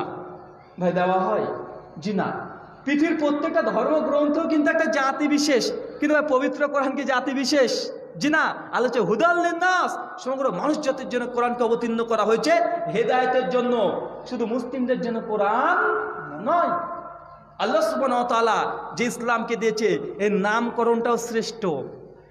হিন্দু এটা একটা ভৌগোলিক অর্থ, খ্রিস্টান ধর্ম এটা একজন ব্যক্তি কেন্দ্রিক ধর্ম, যিশু খ্রিস্টের নাম অনুসারে খ্রিশ্চানিটি হয়েছে। বৌদ্ধ ধর্ম গৌতম বুদ্ধের নাম অনুসারে ধর্মটা গড়ে উঠেছে। জৈন ধর্ম মহাবীর জৈনর নাম অনুসারে এই ধর্মটা গড়ে উঠেছে। তার মানে বোঝা গেল পৃথিবীতে অন্য অন্য ধর্ম গড়ে ওঠার পেছনে কারণ হচ্ছে একটা ব্যক্তিকেন্দ্রিক ধর্ম। কি কেন্দ্রিক? ব্যক্তিকেন্দ্রিক। কিন্তু ইসলাম ভাই এটা কি ব্যক্তিকেন্দ্রিক ধর্ম? জি না। ইসলামের নাম যদি হতো মোহাম্মদ ইসলাম তাহলে হতো এটা ব্যক্তিকেন্দ্রিক ধর্ম, কিন্তু আল্লাহ ইসলামের নাম মোহাম্মদাম দেয় নাই, বরং ইসলামের নাম দিয়েছে ইসলাম। ইসলাম মানে শান্তি। গোটা বিশ্বের মানুষ শান্তি প্রতিষ্ঠা করতে চায়, এই জন্য আল্লাহ নামটা দিয়েছে ইউনিভার্সাল, কোনো ব্যক্তিকেন্দ্রিক নাম নেই। আলহামদুলিল্লাহ প্রত্যেকটা জায়গায় একটা ছোট্ট আপনাকে ইনফরমেশন দিই, আপনি বুঝতে পারবেন যে আমি কেন মুসলিম, আপনি কেন মুসলিম, আমি কেন হিন্দু না, আমি কেন খ্রিস্টান না, আমি কেন জিউস না, আমি কেন বৌদ্ধ না, আমি কেন জৈন না, আমি কেন অ্যাথিস্ট অথবা নাস্তিক না, আমি কেন মুসলিম। আর একটা কারণ আপনাকে দিই ভাই, বলুন তো পৃথিবী তো আর আজকে 1000-2000 বছর আগে সৃষ্টি হয়নি, অসংখ্য বছর হয়ে গেল। বিজ্ঞান বলছে যে 6 কোটি 7 কোটি, কখন কি বলে ঠিক নেই। তারপর বুঝে নিলাম যে না, পৃথিবীর সৃষ্টি হচ্ছে অনেক বছর হয়ে গেল। আর এই কথা আগেই বলেছি যে ধর্মটা সত্যিকারের ধর্ম হবে সে ধর্মটাকে অবশ্যই ইউনিভার্সাল হতে হবে। এখন খ্রিস্টান ধর্ম ভাই, এই ধর্মটা বয়স কত? কথা বলেন, খ্রিস্টান ধর্মের বয়স কত? মাত্র 2020 বছর পুরানো। কত বছর ভাই? আমরা যে ইংরেজিতে সাল গুনছি, আজকে কি বলছি, কয় তারিখ বলছি, আজকে কয় তারিখ? আজকে 16 নভেম্বর 2020। তোমরা এই যে গণনাটা করছি, এটা কেন গণনা করি জানেন? এই 2020 খ্রিস্টাব্দ কেন বলি আমরা? আসলে জিজাস ক্রাইস্ট, যিশু খ্রিস্ট যখন জন্মগ্রহণ করে সেই সময় থেকে এই খ্রিস্টাব্দ গণনা শুরু হয়ে যায়। মানে যিশু খ্রিস্ট আজ থেকে 2020 বছর পূর্বে তিনি জন্মগ্রহণ করেছিলেন জেরুজালেমের বেথলেহেম গ্রামে, এফরাতা নামক জায়গাতে তিনি জন্মগ্রহণ করেছিলেন। ওই দিন থেকে এখন পর্যন্ত আমরা গণনা করছি প্রথম খ্রিস্টাব্দ, দ্বিতীয় খ্রিস্টাব্দ, তৃতীয় খ্রিস্টাব্দ। আর যীশু খ্রিস্টের আগের সময় পিরিয়ডটাকে বলা হয় বিফোর ক্রাইস্ট। আমরা ইংরেজিতে বিসি বলি না, যে 200 বিসি মানে বিফোর ক্রাইস্ট, মানে যীশু খ্রিস্টের পূর্বে, বিফোর ক্রাইস্ট। আর আমরা পরে লিখি এডি, বা লিখি কি লিখি না। তো আমরা যে 2020 খ্রিস্টাব্দ লিখছি, এটা জিজাস ক্রাইস্টের জন্ম সাল থেকে আমরা শুরু করছি। তো ভাই বলুন তো, খ্রিস্ট ধর্মটি এটা কাকে কেন্দ্রিক? যীশু খ্রিস্টকে কেন্দ্রিক। আর খ্রিস্টান দাদাদের বিশ্বাস, তারা মনে করে বাইবেলের নিউ টেস্টামেন্ট 1 করিন্থিয়াস 15 অধ্যায় 40 নম্বর পদে লিখে রেখেছে যে কোনো ব্যক্তি যদি যীশু খ্রিস্ট ক্রুশবিদ্ধ হয়ে মৃত্যুবরণ করেছে এটাতে বিশ্বাস না করে কোনো মানুষ কখনো পরিত্রাণ, সালভেশন, নাজাত পাবে না। ভাই খ্রিস্টান ধর্মে যদি জান্নাত যেতে চান তো আপনাকে কি বিশ্বাস করতে হবে? যীশু খ্রিস্ট তিনি পৃথিবীতে এসেছিলেন মানুষের পাপের বোঝা নিয়ে, তিনি ক্রুশে প্রাণ দিয়েছে, এটা যদি বিশ্বাস করেন, এর প্রতি যদি ঈমান থাকে, তবে আপনি নাজাত তথা পরিত্রাণ পাবেন। তাহলে খুব সহজে একটা প্রশ্ন আসে, মুক্তির পথ যদি এটা হয় যে যীশু খ্রিস্ট মানুষের পাপের বোঝা নিয়ে মৃত্যুবরণ করেছে, এটা বিশ্বাস করলে যদি নাজাত পাওয়া যায়, আমাদের প্রশ্ন খ্রিস্টান দাদাদের কাছে থাকবে, যীশু খ্রিস্টের পূর্বে পৃথিবীতে মানুষ ছিল কি ছিল না? কথা বলেন। জিজাস ক্রাইস্টের পূর্বে পৃথিবীতে মানুষ ছিল কি ছিল না? ছিল। তাহলে সেই সব মানুষরা যীশু খ্রিস্টের পূর্বে কোন ধর্ম পালন করত? যীশু খ্রিস্টের পূর্বে নিশ্চয়ই খ্রিস্টানিটি ছিল না। জিজাস ক্রাইস্টের পর থেকে খ্রিস্টানিটি শুরু হয়েছে। তো জিজাস ক্রাইস্টের জন্মের আগে তো পৃথিবীতে মানুষ ছিল 2000 বছরের পূর্বে। তো শেষে মানুষ কোন ধর্ম পালন করত আর তারা কোন বিশ্বাসের ভিত্তিতে তারা পরিত্রাণ, স্বর্গ, নাজাত, সালভেশন পেত? বা প্রশ্ন আসে কি আসে না? আসে। তার মানে বোঝা যাচ্ছে যে জিজাস ক্রাইস্টের পূর্বে খ্রিস্টান বলে কোনো ধর্ম ছিল না। ঠিক একই প্রশ্ন যেটা বৌদ্ধ ধর্মের অনুসারী গৌতম বুদ্ধ এসেছে আজ থেকে 2500 বছর পূর্বে, তো গৌতম বুদ্ধের পূর্বে পৃথিবীতে মানুষ ছিল কি ছিল না? অবশ্যই ছিল। তো সেই সব মানুষগুলো কোন ধর্ম পালন করত? কোন উত্তর আছে? জি না। একইভাবে হিন্দুইজম, হিন্দু ধর্ম, এটাকে আমরা বলতে পারি এটা ভারতবর্ষ কেন্দ্রিক। ভারতবর্ষের বাইরে যারা আছে তারা তো হিন্দুইজমের অনেকের নামও শুনেনি, তারা পরিত্রাণ মুক্তি পাবে কিভাবে? অনেক যুক্তি দেওয়া যায়। তো ভাই বলুন তো, এটা কি একটা যথেষ্ট কারণ? কি কারণ নয়। কিন্তু ইসলাম এমন একটি ধর্ম, এটা কোনো দিন কান সময় আছে? কি বলছেন? অনেক হিন্দু দাদারা বলে যে মুসলিম ইসলাম ধর্মের বয়স হচ্ছে মাত্র 1400 বছর। কেন বলেন তো? তারা মনে করে যে প্রফেট মুহাম্মদ সাল্লাল্লাহু আলাইহি ওয়াসাল্লাম তিনি ইসলাম নিয়ে এসেছেন, তাই মনে করে। মানে তাদের গণনা ইসলামকে গুনছে কখন থেকে? নবী মুহাম্মদ সাল্লাল্লাহু আলাইহি ওয়াসাল্লাম তিনি ইসলাম নিয়ে এসেছেন, এটা হিন্দু দাদাদের অধিক অংশই বিশ্বাস করে, মনে করে। কিন্তু ভাই ইসলাম কি মুহাম্মদ সাল্লাল্লাহু আলাইহি ওয়াসাল্লাম নিয়ে এসেছে? জি না, ইসলাম তো নিয়ে এসেছে নবী আদম। আদম আলাইহিস সালামের মাধ্যমে ইসলামের সূচনা। আর আদম হচ্ছেন সেই ব্যক্তি, সেই মহাপুরুষ যিনি পৃথিবীর প্রথম সৃষ্ট মানব। আদমকে পৃথিবীর প্রথম সৃষ্ট মানব তিনি হচ্ছেন আদম। আর তার থেকে গোটা বিশ্বে আজকে মানুষ জাতি ছড়িয়ে পড়েছে। আর আদম কি ছিল? আদম মুসলিম ছিল। পবিত্র করে একাধিক আয়াত আছে। আর সমস্ত মানুষই জানে আদম হচ্ছে নবী, তিনি মুসলিম ছিল। ভাই জানে কি জানে না? মুহাম্মদ সাল্লাল্লাহু আলাইহি ওয়াসাল্লাম তিনি ইসলাম নিয়ে আসেননি, বরং মুহাম্মদ সাল্লাল্লাহু আলাইহি ওয়াসাল্লামের মাধ্যমে ইসলামের শরীয়ত, ইসলামী ল, ইসলামী আইন ব্যবস্থা এটা মোকাম্মাল, পরিপূর্ণ, সম্পূর্ণ হয়েছে। ইসলাম নবী মুহাম্মদ নিয়ে আসেননি। তার পূর্বেও অনেক নবী রাসূল আছে। একজন হিন্দু ঠাকুরের সঙ্গে আমার আলোচনা হচ্ছিল, আমি মন্দিরে গিয়েছিলাম, গিয়ে ঠাকুর মশাইকে বলছি, এই প্রসঙ্গে আলোচনা করতে গিয়ে ঠাকুর বলছে, আচ্ছা রুহুল আমিন ভাই, আসলে ইসলাম তো একটি নতুন ধর্ম, এই মাত্র 1400 বছর আগে এসেছে। আমি তখন বললাম যে ঠাকুর মশাই আপনাকে কে বললো যে ইসলাম 1400 বছর আগে এসেছে? বলছে কেন, তোমাদের কোরআনের বয়সটা 1400 বছরই। বলছে তা ঠিক। যে তোমাদের নবীতে 1400 বছর আগে এসেছে। আচ্ছা এটাও ঠিক। বলছে তোমাদের নবী যদি 1400 বছর আগে আসে, তোমাদের ধর্মগ্রন্থ আল কোরআন যদি 1400 বছর আগে আসে, তো তোমাদের ধর্ম তো 1400 বছরই হলো। আরে ঠাকুর মশাই একটু ভুল হয়েছে আপনার গণনা করতে। তা আমি তাকে পাল্টা প্রশ্ন করলাম এইভাবে, ঠাকুর মশাই বলুন তো, আমরা মুসলিমরা আসলে কতজন নবী এবং রাসূলে বিশ্বাস করি? উনি তখন বলছেন, আসলে আমি তো তেমনটা সঠিক জানি না, তবে আমি যতটা শুনেছি যে 1,24,000 নাকি পীর পাইগম্বরে বিশ্বাস করে মুসলিমরা। ভাই কত? 1,24,000। আমি তখন বলছি যে ঠাকুর মশাই, ইসলাম ধর্মের বয়স যদি মাত্র 1400 বছর হয়ে থাকে আর মুসলিমরা বিশ্বাস করে 1,24,000 নবী রাসূল এসেছে, তর্কের খাতিরে ধরে নিলাম একটা নবী 1 বছর করে হায়াত পেয়েছে।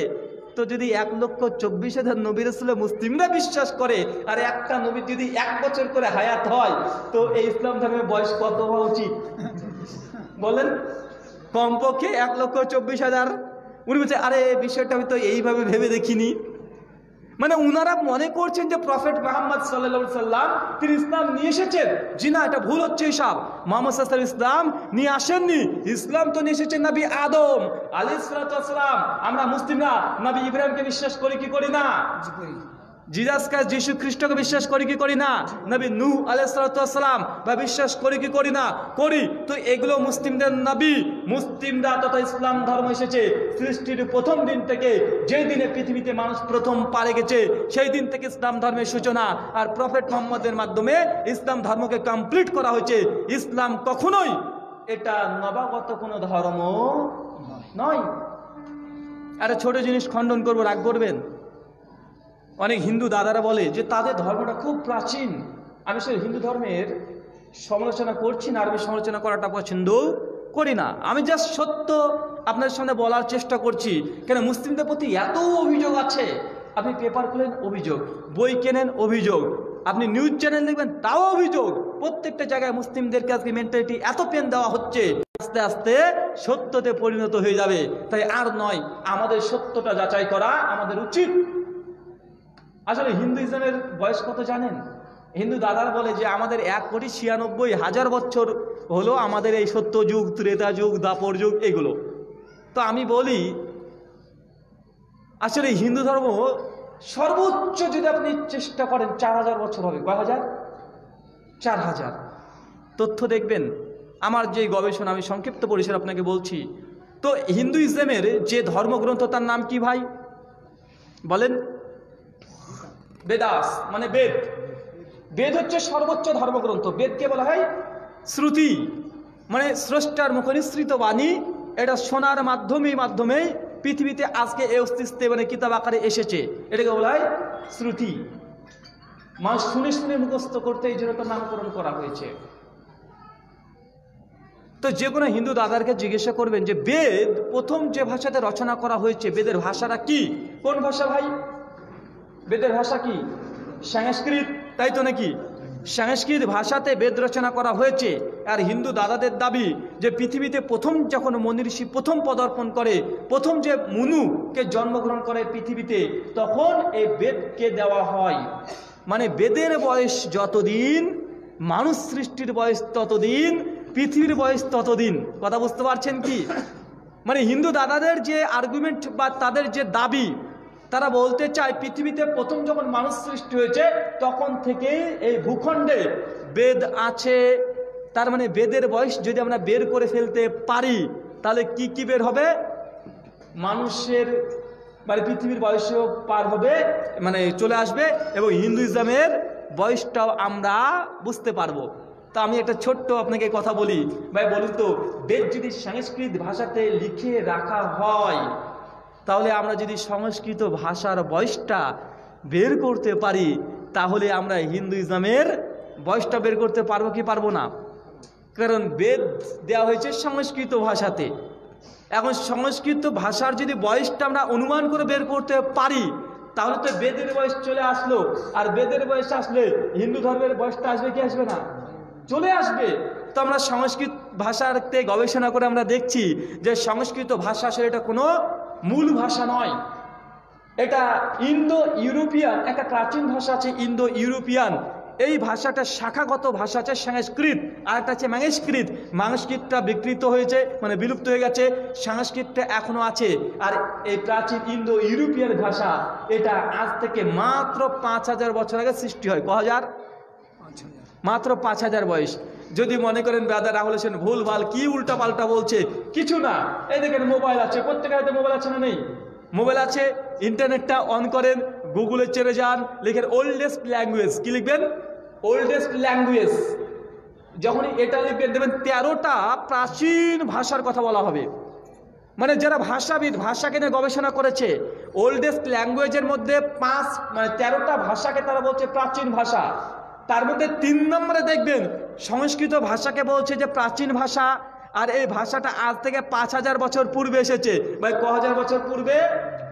5000 বছর পূর্বে। তার মানে বোঝা গেল সংস্কৃত ভাষার বয়স যদি 5000 হয়, তো ভাই বেদের ভাষা মানে বেদ পৃথিবীতে কতদিন আগে এসেছে? কত বলেন? 5000ই তো হবে নাকি? ভাষা সৃষ্টির আগে তার বেদ আসতে পারেনি, কারণ বেদ তো সংস্কৃত ভাষাতে।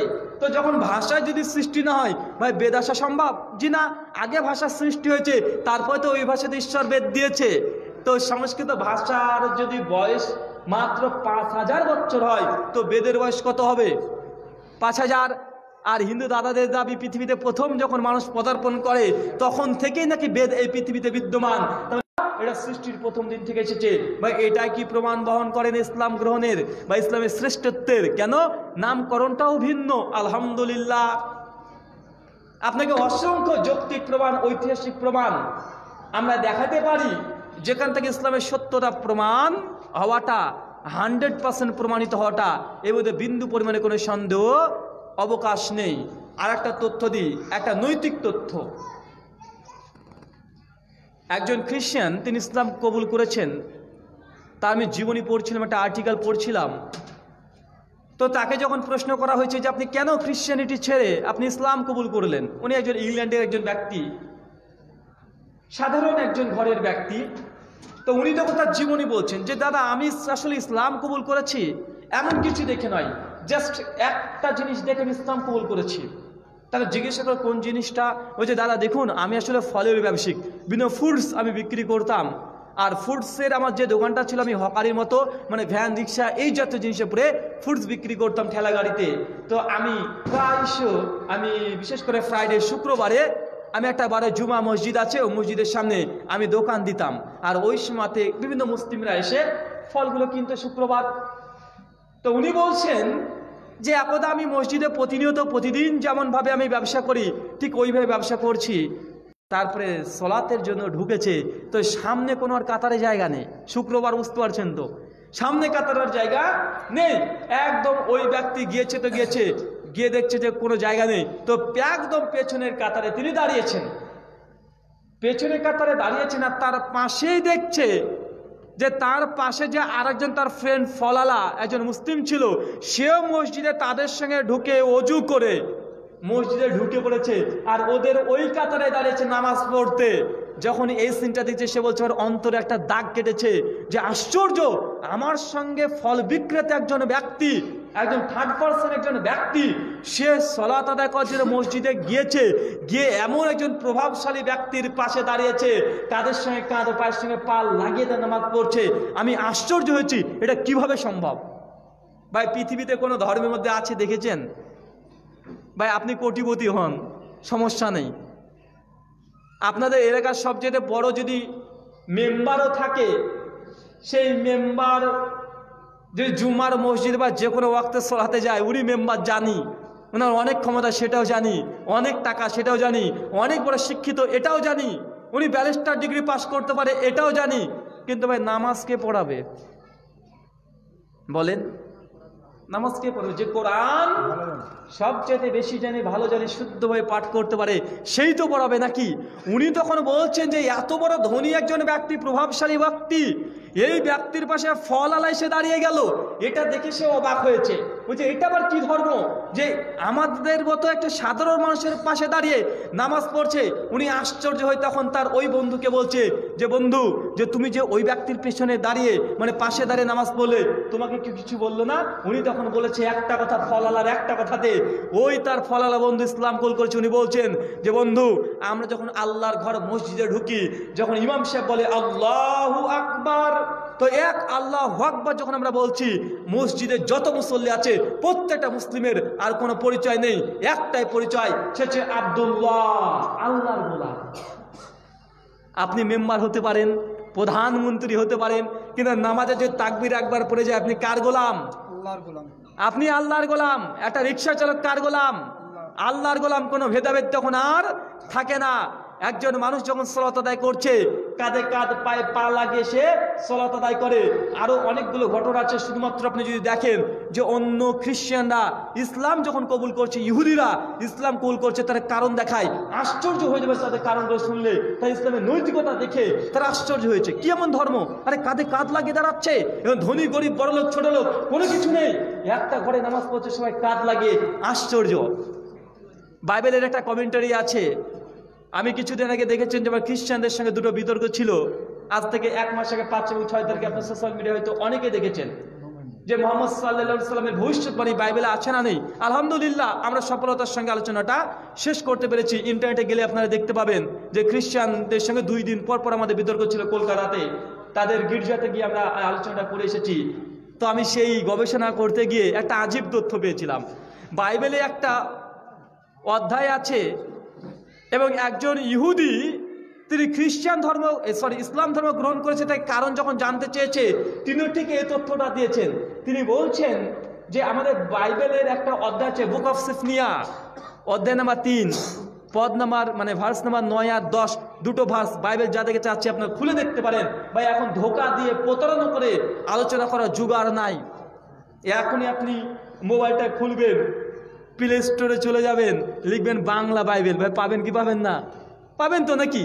ভাই আজ থেকে 20 বছর আগে ধোঁকা দিয়ে বক্তারা যেতে পারতো, ভাই এখন যেতে পারবে? জি না।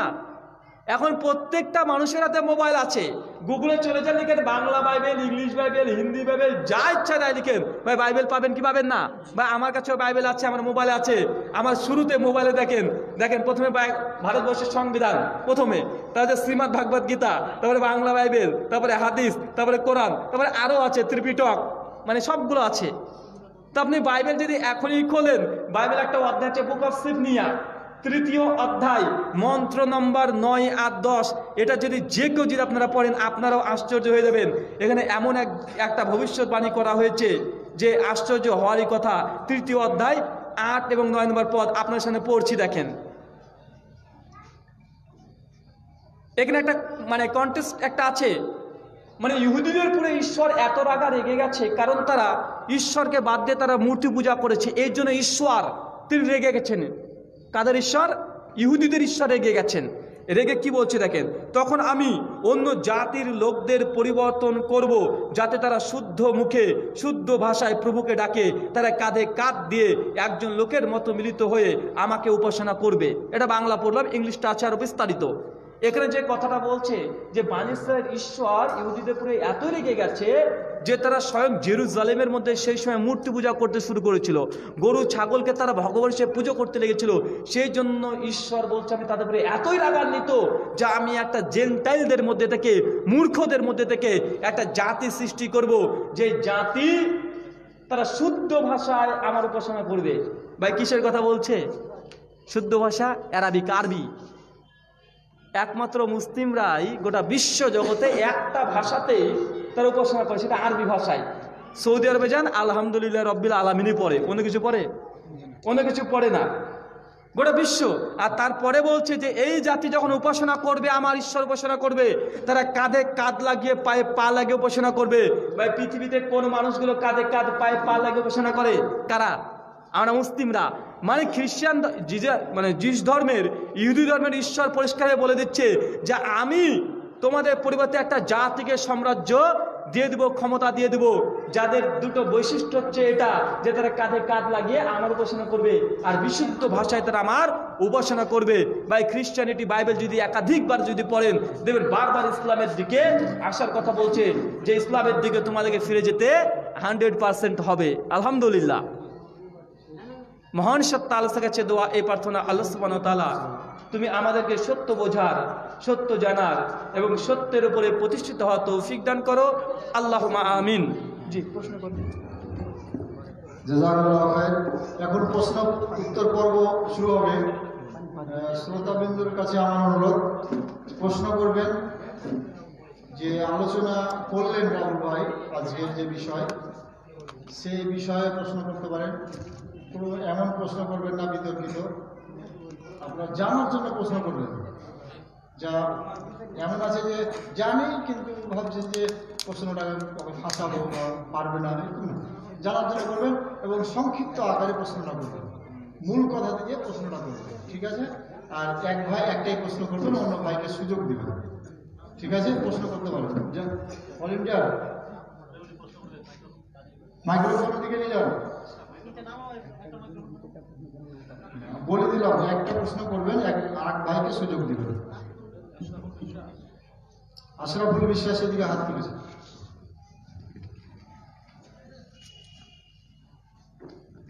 আসসালামু আলাইকুম। বিয়ে করার সঠিক পদ্ধতি জানাবেন, বিশেষ করে মহিলাদের কাছে বিয়ে করানো যাবে কিনা? মেয়েদেরকে দিয়ে বিয়ে করার সঠিক পদ্ধতি, মানে আমাদের সমাজে বিশেষ করে মহিলাদের কাছে বিয়ে করানো হয় আর কি, আচ্ছা, ঠিক না ঠিক এটা জানাবেন। ওয়ালাইকুম আসসালাম ওয়া রাহমাতুল্লাহি ওয়া বারাকাতুহু। এই বিষয়ের পুরে আপনাদের আমি পরামর্শ দেব, বেশ যেসব যুবক তোমরা বিয়ে করার জন্য প্রস্তুতি, মানসিক দিক থেকে এবং আর্থিক দিক থেকে তোমরা বিয়ে করার প্রস্তুতি নিচ্ছ, তোমাদের কাছে দুটো বইয়ের নাম বলবো। এই বইগুলো অবশ্যই তুমি পড়বে এবং যখন তুমি মেয়ে পক্ষকে দেখতে যাচ্ছ সেই সময়তে এই বইটাকে হাতে করে নিয়ে যাবে। কথা বুঝতে পারছেন? যখন কোনো যুবক, আমাদের যেসব ভাইরা আছে বিয়ে করার জন্য মনস্থির করেছো, দুটো বইয়ের নাম বলছি একটু পরে, এই দুটো বই তুমি আগে নিচে একবার পড়বে। আর তোমার যিনি হবু স্ত্রী হবে, চাই ভাগ্যে থাক আর না থাক, দেখতে যেহেতু যাচ্ছ, সেই মেয়েটিকে এই বইটা গিফট হিসেবে দিয়ে আসতে পারো। একটা বইয়ের নাম হচ্ছে বিবাহ ও দাম্পত্য, লেখক আব্দুল হামিদ ফৈজি আল মাদানী হাফেজাহুল্লাহ। তার একটা বই আছে, চমৎকার বই আছে, বইটা পড়বেন।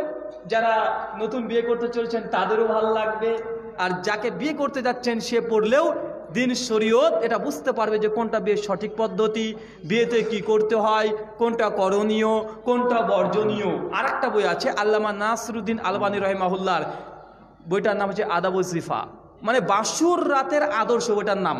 এটা বাংলাতে অনুবাদ হয়ে গেছে, বাসর রাতের আদর্শ। আমরা অনেকে বাসর রাতটাকে নিয়ে, যেহেতু জীবনের প্রথম একজন নারী একজন পুরুষের সঙ্গে মিলন হতে চলেছে, তাদের মানসিক, তাদের শারীরিক সব দিক থেকেই, তো সেক্ষেত্রে অনেক রকমের চাহিদা, অনেক রকমের আশা থাকে। কিন্তু ইসলাম এই রাত্রি প্রসঙ্গে অসংখ্য বিধান দিয়েছে, এগুলো আমাদের জানা দরকার আছে না? নেই? আছে। তাই যুবক ভাইদেরকে এবং আমার যারা যুবতী বোন আছে তাদেরকে বলবো এই দুটো বই আগে পড়ুন। ভাইয়ের প্রশ্ন করেছেন এটা যে মেয়ে পক্ষের কাছে গিয়ে তথা মেয়ের কাছ থেকে স্বীকৃতি নিয়ে বিয়ে দেওয়ার যে প্রথা আছে, এটা কতটা বৈধতা আছে? ভাই মনে রাখবেন, মেয়েকে প্রথমেই তার বাবা আগে থেকে স্বীকার নিয়ে নেবে যে মা আমি অমুক ছেলের সঙ্গে বিয়ে দিতে চাইছি, তুমি কি রাজি? জি। যদি সম্মতি প্রকাশ করে দেয় হয়ে গেল। বিয়ের দিনে ঘটা করে আবার যে নতুন করে বলবে বাধ্য এমন কিছু নয়। মানে তার বাবা এসে যদি সাক্ষ্য দিয়ে দেয় যে আমার মেয়ের সঙ্গে আমি অমুকের বিয়ে দিতে চাইছি, যদি সাক্ষ্য দেয় এটা যথেষ্ট। এ বিষয়ে বিস্তারিত জানার জন্য যে দুটো বইয়ের নাম বললাম, এই দুটো বই অবশ্যই আপনারা পড়বেন। জি, মহিলারাও আপনারা প্রশ্ন করতে পারেন, লিখিত আকারে প্রশ্ন পাঠাতে পারেন, হতে পারে আপনাদেরও অনেক প্রশ্ন থাকতে পারে। আমাদের ভলেন্টিয়ারদেরকে বলবো কোন কাগজ পাঠাবেন বা ওদেরকে আপনারা প্রশ্নটা লিখে নিয়ে আসতে পারেন। কোন ভাই? আসসালামু আলাইকুম। ওয়ালাইকুম আসসালাম। আমার নাম হাফিজুর রহমান। আমার প্রশ্ন, কবরে লাশ রাখার সঠিক নিয়ম পদ্ধতি কি? হাদিস কোরআন মোতাবেক জানতে চাই। কবরের লাশ, যে লাশ, কবরের লাশ রাখার সঠিক পদ্ধতিটা জানতে চাই। ওয়ালাইকুম আসসালাম ওয়া রাহমাতুল্লাহি ওয়া বারাকাতুহু। সুনান আবু দাউদে কিতাবুল জানাইজে পড়বেন, আল্লাহ রাসূল মুহাম্মদ সাল্লাল্লাহু আলাইহি ওয়াসাল্লাম কবরে লাশ রাখার জন্য যে পদ্ধতি বলা হয়েছে, কেননা কবর আমাদের এখানে ভিন্নতা আছে। সৌদি আরবে যে কবর, আমাদের এই কবরের মধ্যে পার্থক্য আছে। তো কবরের লাশ রাখার যে পদ্ধতি, যে কবরে এই ডান কাঁধ হয়ে শুয়ে দিয়ে কিবলার দিকে মুখ করে রাখা, এটা হচ্ছে সুন্নাহ দ্বারা, হাদিস দ্বারা প্রমাণিত। কিন্তু আমাদের সমাজে দেখা যায় যে চিৎ করে রেখে দেওয়া। ওয়াল্লাহি চিৎ করে রেখে দেওয়ার মর্মে কোনো হাদিস থেকে কিছু প্রমাণিত নয়, এমনকি 4 মাযহাবের কোনো ফতোয়া থেকেও প্রমাণিত নয়। 4 মাযহাব, ইমাম শাফিঈ, ইমাম মালিক, ইমাম আবু হানিফা, ইমাম আহমদ ইবনে হাম্বল রাহিমাহুল্লাহ, 4 মাযহাবের ফতোয়া হচ্ছে এটা, যখন কবরস্থ করা হবে কোনো মৃত মাইয়েতকে, সেই সময় তাদেরকে ডান কাত হয়ে রেখে দেওয়া, রেখে দেওয়ার পরে মানে কিবলার দিকে মুখ করে একটা সাইড করে রেখে দেওয়া, এটা হচ্ছে সুন্নাহ দ্বারা প্রমাণিত। 4 মাযহাবও একমত। কিন্তু সমস্ত জায়গাতে আমরা দেখি, এমনকি আহলে হাদিসদের মধ্যেও দেখি যে তারা চিৎ করে শুয়ে দিয়ে এই কাঁধ থেকে শুধু কিবলার দিকে দিচ্ছে। এই কাঁধ যে কিবলার দিকে দিতে হবে এ কথা কিছু পাওয়া যায় না। শেখ সালেহ আল উসাইমিন এই জন্য তার আরকানুল ইসলামে দেখবেন তিনি বিস্তারিত আলোচনা করেছেন যে কবরে যখন মৃতকে রাখবেন ডান কাঁধ হয়ে কিবলার দিকে মুখ করে লাশকে দাফন মানে আপনাকে মাটি দিতে হবে। জি, জাযাকাল্লাহু খাইর। আসসালামু আলাইকুম। মানিকুল ইসলাম আমার। জি, কবরে মাটি দেওয়ার জন্য বিসমিল্লাহ, শুধু মিনা খালাকনাহু যে দোয়া করা হয় সেগুলো, ওটা নিয়ে তো কোনো ইখতিলাফ, জি এটা নিয়ে তো ইখতিলাফ নেই। জি, আসসালামু আলাইকুম। আমার নাম মানিকুল ইসলাম। আমার প্রশ্ন হচ্ছে, আমরা মুখে সবাই মুসলিম দাবি করি কিন্তু সালাত আদায় করি না। যে সালাত আদায় করে না তার মৃত্যুবরণ করলে আমরা কি তার জানাজায় শরীক হতে পারবো? খুব সুন্দর প্রশ্ন। ওয়ালাইকুম আসসালাম ওয়া রাহমাতুল্লাহি ওয়া বারাকাতুহু। ভাই খুব চমৎকার এবং গুরুত্বপূর্ণ প্রশ্ন করেছেন যে আমরা আসলে অনেকে মুসলিম দাবি করি কিন্তু অনেক মুসলিম ভাইরা আছে তারা সালাত তথা নামাজ আদায় করে না। এখন তিনি যদি মৃত্যুবরণ করে, মানে সে বেনামাজি যদি মৃত্যুবরণ করে, তার জানাজা উপস্থিত হতে পারবো কি পারবো না? এখানে সালাফি উলামাদের মধ্যে দুটো মতের অনৈক্য দেখা যায়। তো এখানে সবচেয়ে আল্লামা নাসিরউদ্দিন আলবানী রাহিমাহুল্লাহ এবং শেখ সালেহ আল উসাইমিন তারা দুটো বই লিখেছে, বিষয় স্বতন্ত্র বই আছে, একটা তারকুস সালাহ, একটা হুকুমুস সালাহ। মানে দুটো বই, দুটো চমৎকার, আলহামদুলিল্লাহ পড়তে পারেন। তো মূল কথা হচ্ছে এটা, যে ব্যক্তি সালাহ মানে বেনামাজি 2 ধরনের হতে পারে। কিছু কিছু মানুষ আছে যারা মাঝে মধ্যে সালাত আদায় করে, মাঝে মধ্যে সালাত আদায় করে না। হতে পারে জুমার সালাত আদায় করছে, মাঝে মধ্যে মাগরিবে চলে আসছে, মাঝে মধ্যে জোহর পড়ছে, এই ধরনের কিছু মুসল্লি আছে, বেচা না নেই আছে। এই ব্যক্তির জন্য আলাদা বিধান। আরেকজন ব্যক্তি আছে সে কখনো নামাজই পড়ে না, অথবা আরেকজন ব্যক্তি আছে যে নামাজ তো পড়ে না বরং নামাজকে অস্বীকার করে। কি করে? নামাজকে অস্বীকার করে। যদি বলে নামাজ পড়তে চল ভাই, ও তখন বলে দূর, নামাজ পড়ে কে বড় লোক হলো, নামাজ পড়ে কি হবে, দূর, নামাজ পড়ে বেশি শয়তান হয়। মানে এইসব মন্তব্য যদি করে, এইসব মন্তব্য যদি নামাজ প্রসঙ্গে, সালাত প্রসঙ্গে করে বা ইসলামের যে কোনো বিধান প্রসঙ্গে করে, তাহলে এই ব্যক্তি আকীদাগত দিক থেকে সে কুফরি করেছে এবং সে কাফেরদের অন্তর্ভুক্ত। কথা বুঝতে পারছেন? সে আকীদাগতভাবে সে কুফরি করেছে। এই ব্যক্তি যদি মুসলিম পরিবারে হয়, তার বাপ যদি মুসলিম হয়, সে যদি মুসলিম মেয়েকে বিয়েও করে, তারপরে সে আর আকীদাগতভাবে মুসলিম নেই, সে যদি মৃত্যুবরণ করে তো তার জানাজা আদায় করা যাবে না। আর যে ব্যক্তি মাঝে মাঝে সালাত আদায় করে, মাঝে মাঝে ছাড়ে, এ হচ্ছে ফাসিক বা জানা বোঝার পরে করছে, সে জালেম, তার নফসের উপরে জুলুম করছে। এই ব্যক্তি যদি মৃত্যুবরণ করে, এই ব্যক্তির সালাত যদি আপনি আদায় করেন তো এটা আপনি গুনাহগার হবেন না। তবে এখানে অনেক শেখ সালেহ আল উসাইমিন রাহিমাহুল্লাহ তিনি বলেছেন, এবং বিশেষ করে আল্লামা নাসিরুদ্দিন আলবানী রাহিমাহুল্লাহ বলেছে, এইভাবে ফাসিক ব্যক্তি যদি মৃত্যুবরণ করে তাহলে পরেজগার মুমিন বান্দা দিয়ে তার জানাজা করানো উচিত নয়, বরং একজন নর্মাল সাধারণ আলেম ওলেমা বা তার পরিবারের কেউ একজন জানাজা পড়িয়ে দিবে। কথা বুঝতে পারছেন? জি, পিছন দিকে মাইক নিয়ে যাও। আসসালামু আলাইকুম। ওয়ালাইকুম আসসালাম ওয়া রাহমাতুল্লাহ। সাইকেলের কাছে একটা প্রশ্ন। এমন সময় দেখা যাচ্ছে আপনি ওখান থেকে করেন, ওখান থেকে করেন। ওই না না, ওটা থেকে বলুন, মাইক্রোফোনে নেটে হাত দিন। এটা হাত দেবো? নেটে হাত দিবেন। আচ্ছা,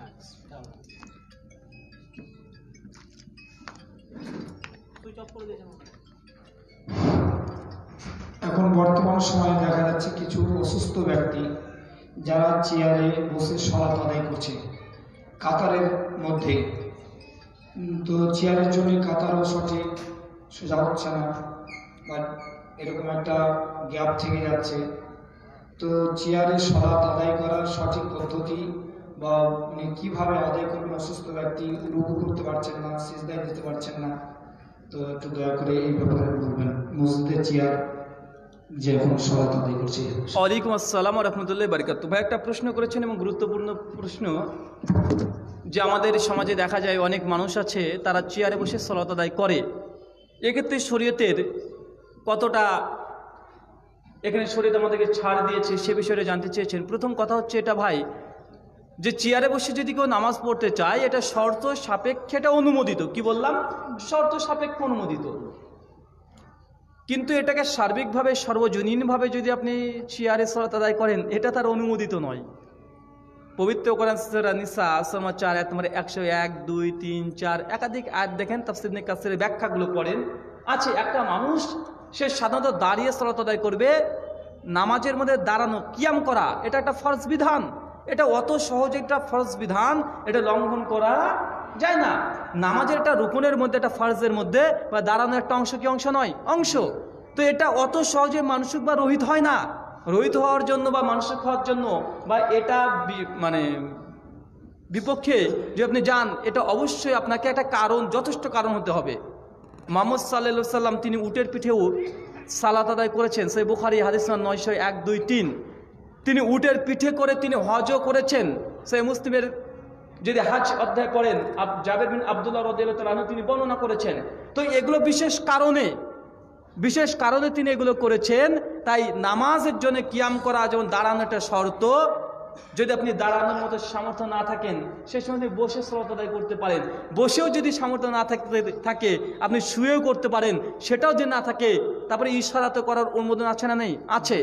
কিন্তু আমাদের সমাজে দুর্ভাগ্যজনকভাবে আমরা দেখতে পাই যে প্রত্যেক কাতারে 2-3টে করে চেয়ার রেখে দেওয়া হয়, আর যে ব্যক্তিগুলো চেয়ার বসে নামাজ আদায় করে ওই ব্যক্তি মর্নিং ওয়ার্কও করে, বাঁচানো নেই, হাট করছে, বাজার করছে, সমস্ত কাজ করছে, কোনো সমস্যা হয় না। কিন্তু মসজিদে ঢুকলে ন্যাংরা হয়ে যায়। কথা বুঝতে পারছেন ভাই? জি না ভাই, নামাজের মধ্যে কিয়াম করা একটা ফার্স্ট বিধান। অবশ্যই ইসলামে বসে যদি আপনি চেয়ার বসে সালাত আদায় করতে চান, করার অধিকার আপনার আছে। তবে কি আপনি নিজে জানছেন যে আপনার এখন বসার পরিস্থিতি আছে না নেই। যখন আর পারছেন না আপনার দ্বারা সম্ভব নয়, সেই সময়তে যদি বসে সালাত আদায় করেন এটা অনুমোদন আছে। ভাই বলুন তো, আপনাকে একটা কথা বলি, এই কথাটা বললে হয়তো আপনি মানে বুঝতে পারেন আমার মনে হচ্ছে, বা বলতে শুয়োরের মাংস খাওয়া জায়েজ? কি শুয়োরের মাংস জায়েজ না হারাম? হারাম। সকলের ঐক্যমত শুয়োরের মাংস খাওয়া হারাম। কিন্তু কোরআন সূরা বাকারা আয়াত নম্বর 73, বিপদে যদি পড়েন, এমন পরিস্থিতিতে পড়ে গেছেন, মৃত্যুর একদম হুমকি আপনার সামনে, মানে আপনার খাওয়ার মতো কিছুই নেই, একদম জান যায়, সেই সময়তে জীবনটাকে রক্ষা করার জন্য 2-1 পিস যদি শুয়োরের মাংস থেকে আপনি যদি জীবনটাকে রক্ষা করার প্রচেষ্টা করেন, ভাই তখন জায়েজ হয় কি হয় না? হয়। তার মানে কি আপনি বলবেন যে শুয়োরের মাংস খাওয়াটা জায়েজ না? এটা ব্যতিক্রম।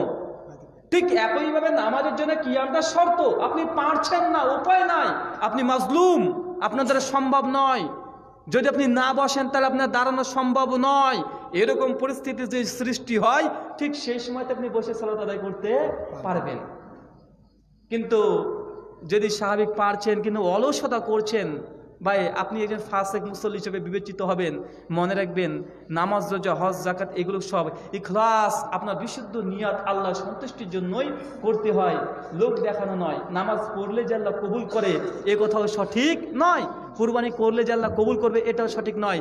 তাই বিশেষ করে ইবাদত এটা তাকওয়ার ভিত্তিতে আল্লাহ কবুল করেন। জি, নেক্সট পরবর্তী প্রশ্ন, মাইক্রোফোনটা অন করবেন। ওয়ালাইকুম আসসালাম। আমার নাম এনামুল হক। আল্লাহ তাআলা সর্বপ্রথম কি সৃষ্টি করেন? ওয়ালাইকুম আসসালাম রহমতুল্লাহ বারকাতু। ভাই প্রশ্ন করেছেন যে আল্লাহ সুবহানাহু ওয়া তাআলা সর্বপ্রথম কি সৃষ্টি করেন। এক একজন আলেম আছে, এক একজন ব্যক্তি এসে এক এক রকমের বলে। কখনো কেউ বলে যে প্রথমে কলম সৃষ্টি করেন, কেউ বলে আল্লাহ নূর সৃষ্টি করেন। আচ্ছা না নেই?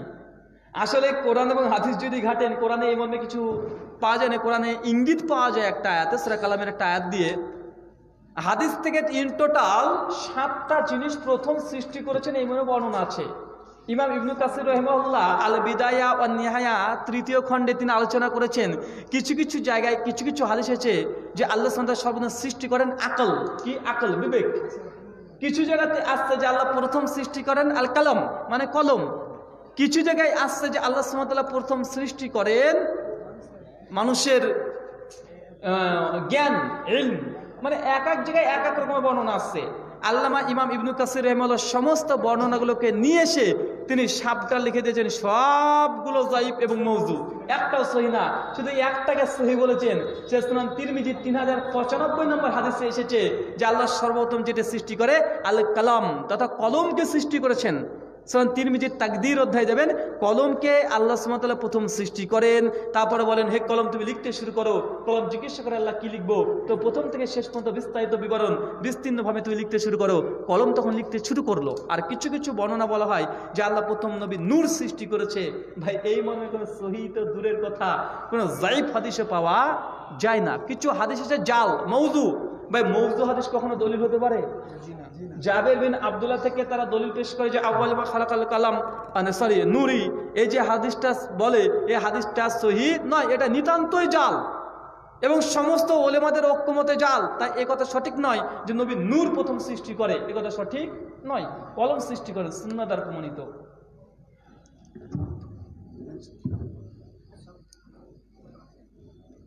আসসালামু আলাইকুম। আমার নাম মোহাম্মদ শফিউদ্দিন। আমি মুসলিম। আমরা নামাজ পড়ি, দোয়া জানি, অর্থ জানি না। তো আমাদের নামাজ হবে কি? ইবাদতটা কবুল হবে কি? ওয়ালাইকুম আসসালাম রহমতুল্লাহ বারকাতুহু। ভাই প্রশ্ন করেছেন যে আমরা মুসলিম অনেকেই আমরা যে নামাজে যেগুলো পড়ি এগুলো সার্বিক আমরা অর্থ জানি না। এখন আমাদের নামাজ তথা সালাত কবুল হবে কি হবে না? ভাই আল্লাহ মানে তো বোঝেন নাকি? আল্লাহ মানে কি? আল্লাহু আকবার মানে জানেন তো?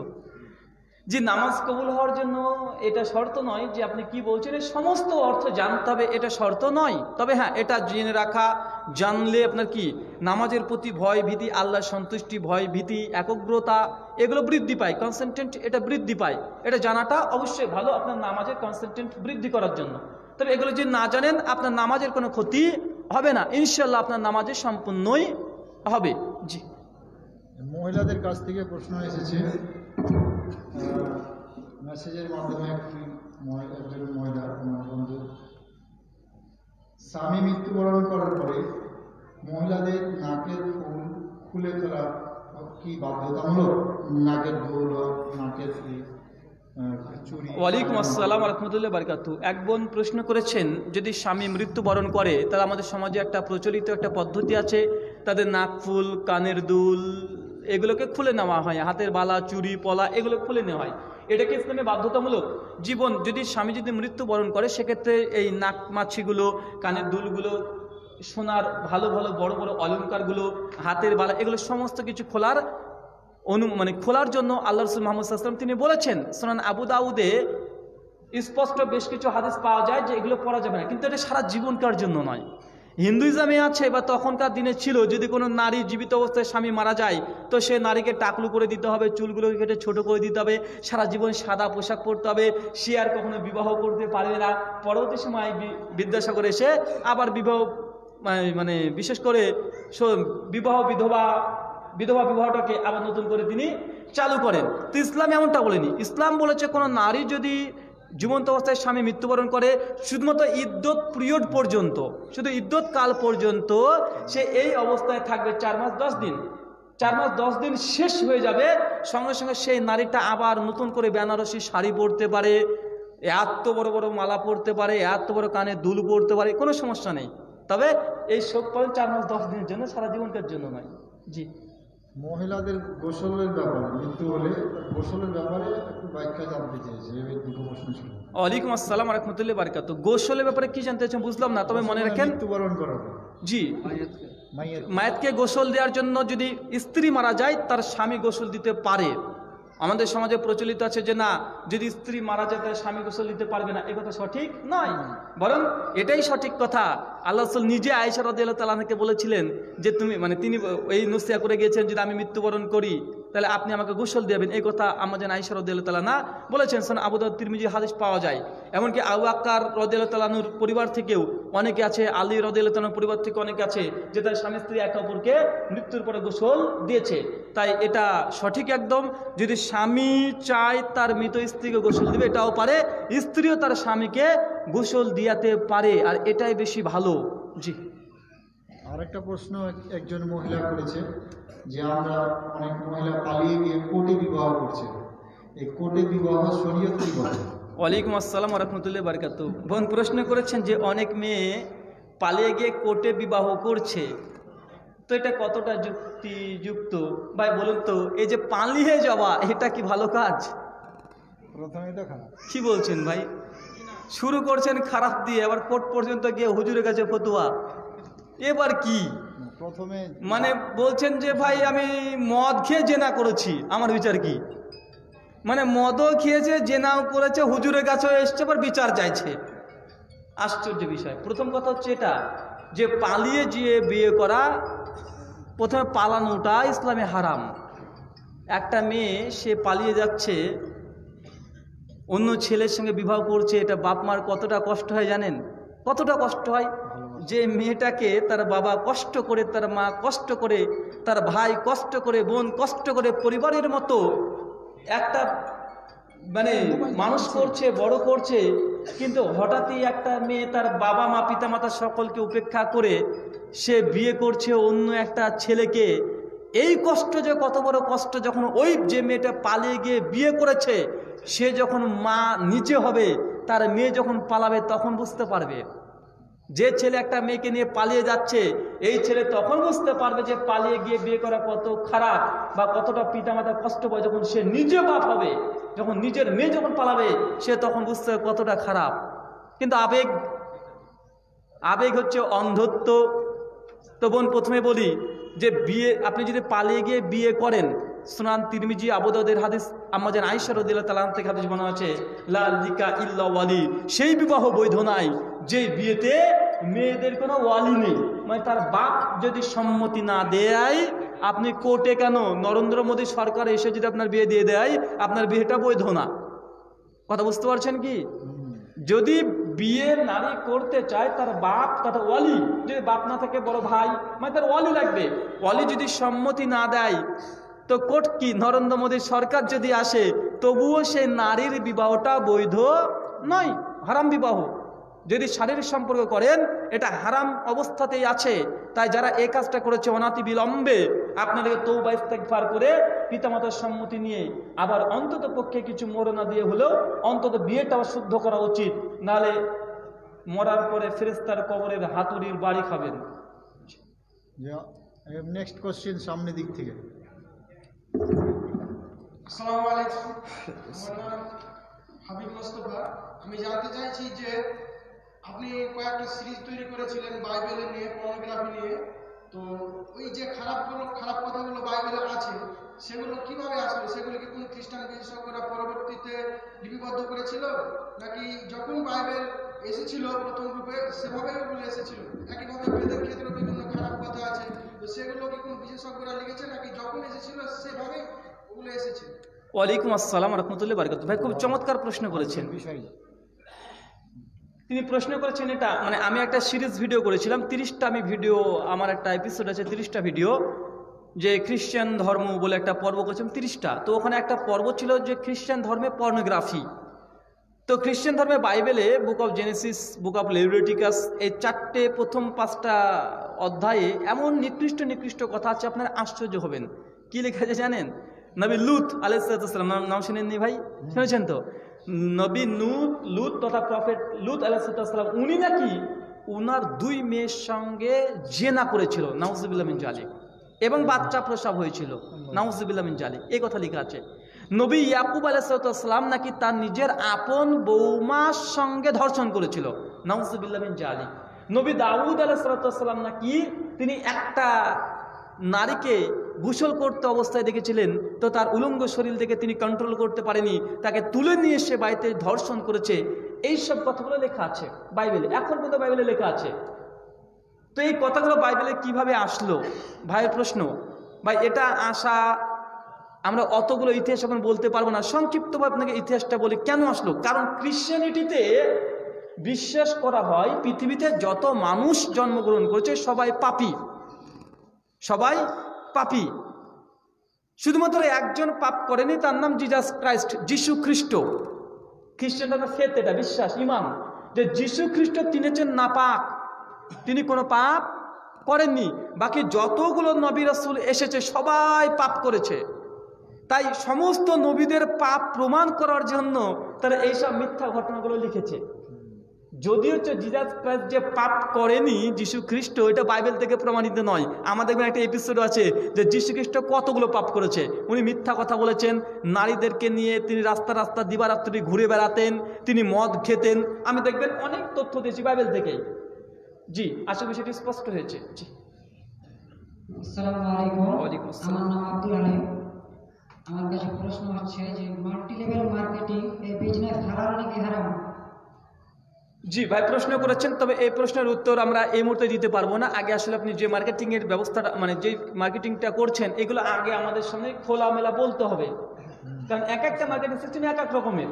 তাই আমরা এইভাবে প্রশ্নোত্তরের মাধ্যমে দিতে পারবো না। যখন আমি ফ্রি থাকবো, আপনি আমাকে ফোন করতে পারেন, অথবা যেসব আলেম ওলেমা আছে তাকে বিস্তারিত বলতে পারেন যে আপনি কিভাবে টাকাটা আসছে, আপনাকে কিভাবে লাভ্যাংশ দিচ্ছে, আপনি মাল ক্রয় করছেন কিভাবে, মাল দেখছেন কিভাবে, অনেকগুলো সিস্টেম আছে। এটা জানাবো যে পরে উত্তর দিতে হবে ভাই, এভাবে হবে না। জি, আসসালামু আলাইকুম। ওয়ালাইকুম আসসালাম ওয়া রাহমাতুল্লাহ। যাকাত ফরজ আমরা সবাই জানি, কিন্তু যাকাতের ব্যাপারে আমাদের সমাজের লোক সবাই অবগত। ফরজ হওয়া সত্ত্বেও অনেকে যাকাত ফরজ আছে, অনেক সমাজের লোক যাকাত দিচ্ছে না। ভয়াবহতা সম্বন্ধে বিস্তারিত। ওয়ালাইকুম আসসালাম ওয়া রাহমাতুল্লাহি ওয়া বারাকাতুহু। চমৎকার প্রশ্ন করেছেন ভাই, যে আমাদের সমাজে অনেক মানুষ জাকাত দেয় না, অথচ তার উপর জাকাত ফরজ। তো ভাই আপনাকে একটা ছোট্ট কথা বলি, সহিহ বুখারী কিতাব জাকাত অধ্যায়ে 3 নম্বর হাদিস, আল্লাহ রাসূল বলছে কোনো ব্যক্তির উপরে যদি জাকাত ফরজ হয়ে যায় আর সে যদি জাকাত আদায় না করে, সে তারপরে যত ইবাদত করুক না কেন, একটা ইবাদত আর কাজে আসবে না। কথা বুঝতে পারছেন? জাকাত যদি আপনার প্রতি ফরজ হয়ে যায়, কিন্তু আপনি জাকাত আদায় করছেন না, কিন্তু আপনি নামাজ পড়ছেন, রোজা করছেন, হজ করছেন, অন্য ভালো কাজ করছেন, কিন্তু জাকাত ফরজ হয়ে গেছে, জাকাত আপনি দিচ্ছেন না বা দিবেন না, নিয়াত করে নিয়েছেন, আপনার অন্য ইবাদতকে আটকে দেবে জাকাতে। এতটুকু যথেষ্ট ভাই, আর দরকার আছে? জি, নেক্সট কোশ্চেন।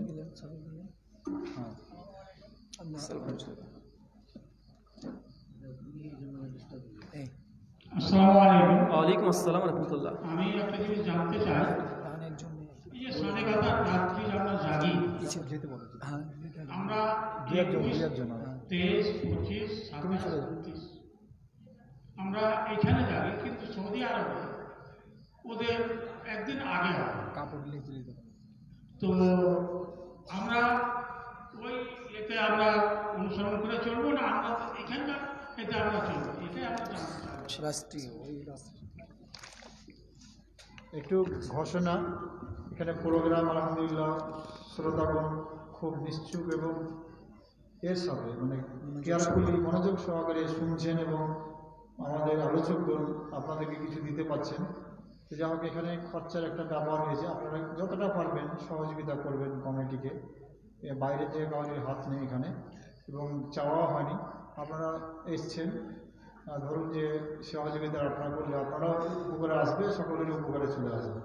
ওয়ালাইকুম আসসালাম ওয়া রাহমাতুল্লাহি ওয়া বারাকাতুহু। ভাই প্রশ্ন করেছেন যে সৌদি আরবের দিন বা ক্যালেন্ডার অনুসারে কি আমরা লাইলাতুল কদরকে অনুসন্ধান করব, না ইন্ডিয়া আমাদের উপমহাদেশের ক্যালেন্ডারকে ফলো করব?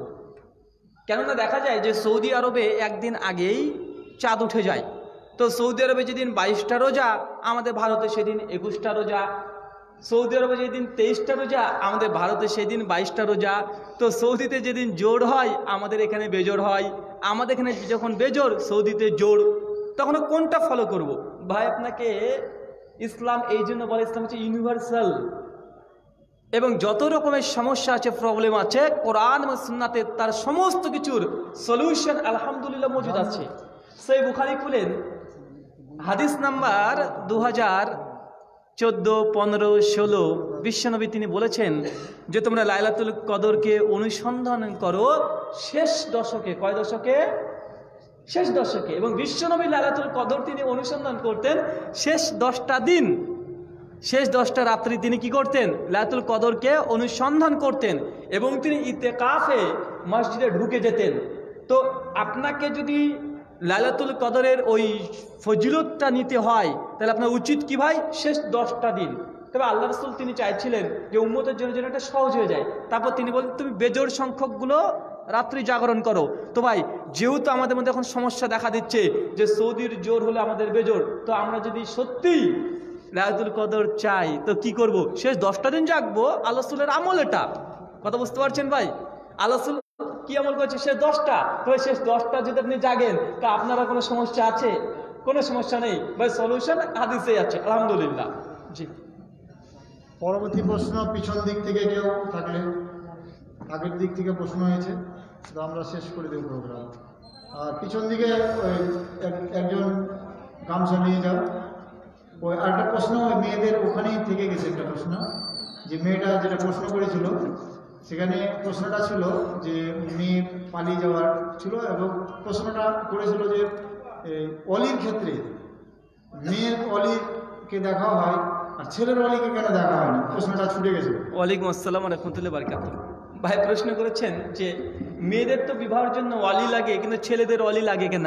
কারণ ছেলেরা নিজের অভিভাবক, ছেলেরা নিজেরাই নিজেদের অভিভাবক, এই জন্য আর অভিভাবকের প্রয়োজন হয় না, বাধ্য নয়। তবে হ্যাঁ, ছেলে যদি তার বাবাকে প্রেজেন্ট করতে পারে এটা ভালো, উত্তম, সমস্যা নেই। কিন্তু বিয়ের জন্য যেমন মেয়েদের জন্য একটা অলি শর্ত, কিন্তু ছেলেদের শর্ত নয়। কারণ এটা যে ছেলেরা নিজেরাই তার নিজের অভিভাবক হতে পারে। আশা করি সেটি স্পষ্ট হয়েছে। আসসালামু আলাইকুম, আমার নাম আনিরুল। আমার প্রশ্ন হয়েছিল, মানুষ যদি কেউ মারা যায় তো মাইকে কি মসজিদে খবর দেওয়া যায়? আর যদি খবর না দেওয়া যায় তো তাহলে মানুষ কি করে জানবে? ওয়ালাইকুম আসসালাম ওয়া রাহমাতুল্লাহি ওয়া বারাকাতুহু। ভাই প্রশ্ন করেছেন মানুষ যদি মারা যায় তাই মাইকিং অ্যানাউন্স করা যাবে কি যাবে না। এখানে দুটো প্রবলেম, দুটো সমস্যা আছে আমাদের সমাজে, এবং ওলামাদের মধ্যে মতপার্থক্য আছে। প্রথম কথা হচ্ছে এটা যে মৃত মানুষের খবর দেওয়া যাবে কি যাবে না। হ্যাঁ, মৃত ব্যক্তির খবর দেওয়ার বৈধতা হাদিসে আছে। সহিহ বুখারীতে যেমন একটা বর্ণনা আছে যে একটা বয়স্ক একটা নারী মৃত্যুবরণ করে, আল্লাহ রাসূল তখন সাহাবীকে বলছেন যে ওই মেয়েটার খবর কি? তো সাহাবীরা বলছে আল্লাহ রাসূল উনি তো মৃত্যুবরণ করেছে গত রাত্রিতে। আল্লাহ রাসূল বলছে কেন তুমি আমাকে জানালে না, মানে কেন তোমাকে খবর দিলে না? তখন সাহাবীরা তখন ওজুহা পেশ করলো যে আল্লাহ রাসূল আমরা আশঙ্কা করছিলাম যে আপনার কোনো শত্রু আক্রমণ হতে পারে, এই জন্য রাত্রিবেলাতে আপনাকে আর খবর দিই নাই। মানে এই হাদিস প্রমাণ করে মৃত ব্যক্তির খবর দেওয়াটা বৈধ, কিন্তু ঘোষণা করাটা ইবনু মাজাহ হাদিস থেকে আল্লাহ রাসূলের বর্ণনা এটা যে মৃত ব্যক্তির জন্য ঘোষণা দেওয়া এটা জাহেলি রীতি। কথা বুঝতে পারছেন? মৃত ব্যক্তির জন্য ঘোষণা দেওয়া জাহেলি রীতি। তো দুটো জিনিস মনে রাখেন, এক, মৃত ব্যক্তির জন্য খবর দেওয়ার বৈধতা আছে, কিন্তু ঘোষণা করাকে বলা হচ্ছে জাহেলি রীতি। তার মানে আপনাকে বুঝতে হবে যে খবর দেওয়ার ঘোষণা করার মধ্যে পার্থক্য আছে। খবর কোনটাকে বলে? একজন মানুষকে বলে দিল এটা হচ্ছে খবর। আমি বললাম যে ভাই মাইনুল ভাই আমার আব্বা মারা গেছে, আপনি একটু দোয়া করবেন বা আসবেন, এই যে বললাম এটা কি খবর। ঘোষণা কোনটা? ঘটা করে মাইকিং করে অ্যানাউন্স করে গাড়ি ভাড়া করে যে আপনি প্রচার করছেন, একজন মানুষ বলছে 1000 মানুষ শুনছে, এটাকে বলে কি? ঘোষণা। তো হাদিসে কোনটাকে জাহেলি রীতি বলেছে? ঘোষণা দেওয়াকে। খবর দেওয়া তার বৈধতা আছে, তাই খবর দিন, ঘোষণাকে পরিহার করুন। আশা করি সেটা স্পষ্ট হয়েছে। আসসালামু আলাইকুম। শেষ প্রশ্ন, মুসলমানের মধ্যে কি জন্ম পালন করা যাবে কি যাবে না? জন্মদিন। ওয়ালাইকুম আসসালাম রহমতুল্লাহ বারকাত। ভাই প্রশ্ন করেছেন যে মুসলিমদের মধ্যে বার্থডে মানে আপনি যে পার্টি দেবেন, তাদের জন্মদিবস উদযাপন করবেন, এটা কি যাবে কি যাবে না? ভাই জন্মদিবস দুই ধরনের হতে পারে। এক, নবী মুহাম্মদ সাল্লাল্লাহু আলাইহি ওয়াসাল্লামের জন্মদিবস, এটা ধর্মকেন্দ্রিক। আর দুই, আপনার ছেলের জন্মদিন পালন করবেন, এটা আরেকটা। দুটো রায়। কেউ যদি বিশ্বনবী মুহাম্মদ সাল্লাল্লাহু আলাইহি ওয়াসাল্লামের জন্মদিবস পালন করে, এটাকে শরীয়তের ভাষাতে বলা হয় বিদআত। আর কেউ যদি নিজের বউয়ের জন্মদিন পালন করে, নিজের মেয়ের জন্মদিন পালন করে, নিজের জন্মদিন পালন করে, এটা হবে নাজায়েজ হারাম কাজ। কেন দুটোর মধ্যে পার্থক্য? দুটোতে জন্মদিন। জি, আপনার বউয়ের যখন জন্মদিন পালন করছেন, কখনো কোনো মানুষ নিজের জন্মদিন, নিজের স্ত্রীর জন্মদিন পালন করার সময় নেকির আশা করে না, করে নাকি? যেমন বউয়ের জন্মদিন পালন করছি, একটা উমরার সময় নেকি পেয়ে গেলাম, করে না। নিজের বউয়ের জন্মদিন পালন করছে, এটা ইসলাম অনুমোদিত, এটা হারাম, নিষিদ্ধ। কেন? মান তাশাব্বাহা বিকওমিহি ফাহুয়া মিনহুম। সুনান আবু দাউদ কিতাবুস সুন্নাহ 4031 নম্বর হাদিস। রাসূল বলেছে যে কোনো ব্যক্তি যদি কোনো গোত্রের অনুষ্ঠান করে, কিয়ামত তার সঙ্গে সংঘটিত হবে। এই জন্মদিবস, বার্থডে সেলিব্রেশন করাটা এটা ইসলামী রীতি নয়। আর বিশ্বনবীর জন্মদিবস পালন করা, এটা ইবাদত হিসেবে করে মানুষ। কি হিসেবে করে ভাই? ইবাদত হিসেবে, নেকির উদ্দেশ্যে, সবের উদ্দেশ্যে। কিন্তু বিশ্বনবীর জন্মদিবস সাহাবীরা পালন করেনি। আবু বকর করেনি, ওমর করেনি, ওসমান করেনি, আলী করেনি, লক্ষাধিক সহস্র সাহাবা রাদিয়াল্লাহু তাআলা আনহুম তারা করেনি। ইমাম আবু হানিফা, শাফিঈ, মালিক, আহমেদ ইবনে হাম্বল 4 ইমাম করেনি। তাই এটা যদি ধর্মের জন্য করে, সওয়াব পাওয়ার জন্য করে, কিন্তু এটা সালাফ থেকে প্রমাণিত নয়, সাহাবী থেকে প্রমাণিত নয়, এই জন্য এটাকে বলে বিদআত, এটা করা যাবে না। আমাদের আয়েশা রাদিয়াল্লাহু তাআলা আনহা তিনি বলছেন, মান আমিলা আমালান লাইসা আলাইহি আমরুনা ফাহুয়া রাদ্দুন। কোন ব্যক্তি এমন কোন আমল করলো যে আমলের ব্যাপারে আমি নবী মুহাম্মদ সাল্লাল্লাহু আলাইহি ওয়াসাল্লাম বলিনি, করিনি, অনুমোদন দিইনি, ফাহুয়া রাদ, সেটা মারদুদ, বাতিল। সহিহ বুখারী হাদিস নম্বর 2697, সহিহ মুসলিম হাদিস নম্বর 1718, সুনান ইবনে মাজাহ হাদিস নম্বর 14, সুনান আবু দাউদ হাদিস নম্বর 4606। জি, আজকে প্রোগ্রাম শেষ করেন, পরবর্তীতে প্রশ্ন উত্তর। একটা প্রশ্ন আছে। আমরা আসর বা জোহর বা এশা জামাতে নামাজ দিয়ে 2 রাকাত নামাজ ছুটে যায়, প্রথম 2 রাকাত ছুটে যায়, দ্বিতীয় রাকাতে কি আমি সূরা ফাতিহা আর অন্য সূরা লাগাবো? বুঝলাম না, আবার বলেন। 4 রাকাত নামাজে প্রথম 2 রাকাত ছুটে গেল, তারপরে 2 রাকাতে বলছি 4 রাকাত নামাজে জোহর বা আসর নামাজ পড়তে গিয়ে জামাতের 2 রাকাত ছুটে গেল, প্রথম 2 রাকাত ছুটে গেল, লাস্ট 2 রাকাত পেলাম, ওই 2 রাকাত। ওয়ালাইকুম আসসালাম রাহমাতুল্লাহি বারাকাতুহু। এখানে মাসালা হচ্ছে দুটো। এক, আপনি ইমাম সাহেবের সঙ্গে যে রাকাত আপনি পাচ্ছেন, হতে পারে ইমাম সাহেবকে আপনি তৃতীয় রাকাতে পাচ্ছেন, কিন্তু আপনার গণনা করতে হবে আপনার জন্য প্রথম রাকাত। এখন বাকি নামাজটা যখন ইমাম সাহেব সালাম ফিরিয়ে দিল, আপনি উঠে দাঁড়িয়ে পড়লেন, এখন যে নামাজগুলো পড়বেন, ওখানে সূরাতুল ফাতিহার সঙ্গে অন্য কিরাত করবেন কি করবেন না? জি, আপনি সূরাতুল ফাতিহার সঙ্গে অন্য কিরাত ওখানে করবেন। জাবের বিন আব্দুল্লাহ রাদিয়াল্লাহু তাআলা আনহু সাহাবী বর্ণনা আছে, সুনান ইবনে মাজাহ 743 এবং 40 নম্বর হাদিস, যে তিনি পড়তেন। এটা হচ্ছে জাবের বিন আব্দুল্লাহর আমল দ্বারা প্রমাণিত। আসলে বিষয়টি স্পষ্ট হয়েছে। একটা প্রশ্ন, আমি একটা ভিডিওতে দেখেছি, একজন আমরা বলেছে যে আদম বাদে মাটির তৈরি আর কেউ না, কেউ যদি প্রমাণ করতে পারে তাকে 10 লক্ষ টাকা দেওয়া হবে।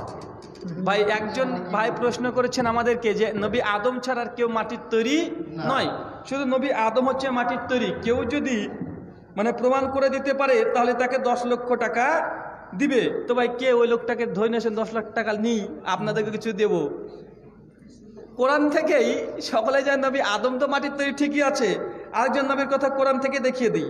দেখেন, আমরা সকলে জানি ইন্না মাসালা ঈসা কামাসালা আদামা খলাকা মিন তুরাবিন সুম্মা ক্বালা লাহু কুন ফায়াকুন।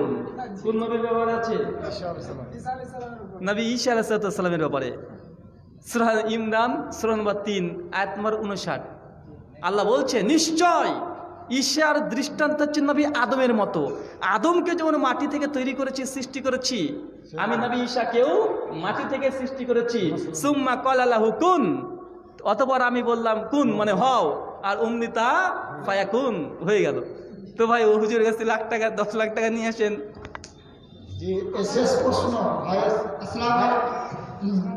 শেষ ভাইয়ের প্রশ্ন, ভাইয়ের শেষ প্রশ্ন হবে। ডক্টর আসাদুল্লাহ আল গালি সালাতুর রাসূল বলে একটা বই লিখেছেন, তাতে আমি দেখেছি প্রশ্ন হচ্ছে কোনটা এই দিক থেকে প্রশ্নটা হচ্ছে, ওই দিকটা বন্ধ করুন। ওই বইয়ে লিখেছেন আমাদের শেষ নবী প্রতি সালাতের শেষে কুনুতে নাজেলা করতেন,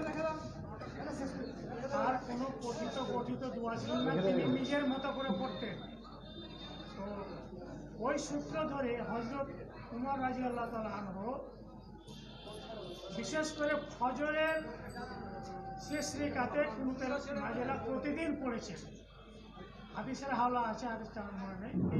এই মর্মে আপনার মতামত। আপনারা জানেন না, একটা প্রশ্ন হবে, আপনারা জানেন না, বিশেষ করে প্রশ্নটার উত্তর দেওয়া হয়নি। আচ্ছা, আমাদের ভাইজান বলেছে আসলে কুনুতে নাজেলা প্রসঙ্গে প্রতিদিন কি ফজরের সলাতে কুনুতে নাজেলা পড়া যাবে কি যাবে না? জি, এই ব্যাপারে উলেমাদের মধ্যে দুটো মত আছে। কুনুতে নাজেলা প্রতিদিন ফজর সালাতে ফরজ নামাজে পড়া যাবে কি যাবে না, এই মর্মে সালাফদের মধ্যে দুটো রায় আছে, দুটো মত আছে। কিছু কিছু ওলেমা বলেছে এটা কন্টিনিউ তারা পড়তে পারে, আপত্তি নেই। আর কিছু কিছু ওলেমারা তারা বলেছে কুনুতে নাজেলা তখন পড়বে যখন কাফেরদের জন্য, অবিশ্বাসীদের জন্য বদ দোয়া করার প্রয়োজন বোধ দেখা দিবে, তখন পড়বে। কথা বুঝতে পারছেন? যখন দেখছেন যে না আপনি কাউকে বদ দোয়া দেওয়ার প্রয়োজন আছে, সেই সময়তে কুনুতে নাজেলাটা পড়ার উদ্দেশ্যই এটা। কথা বুঝতে পারছেন?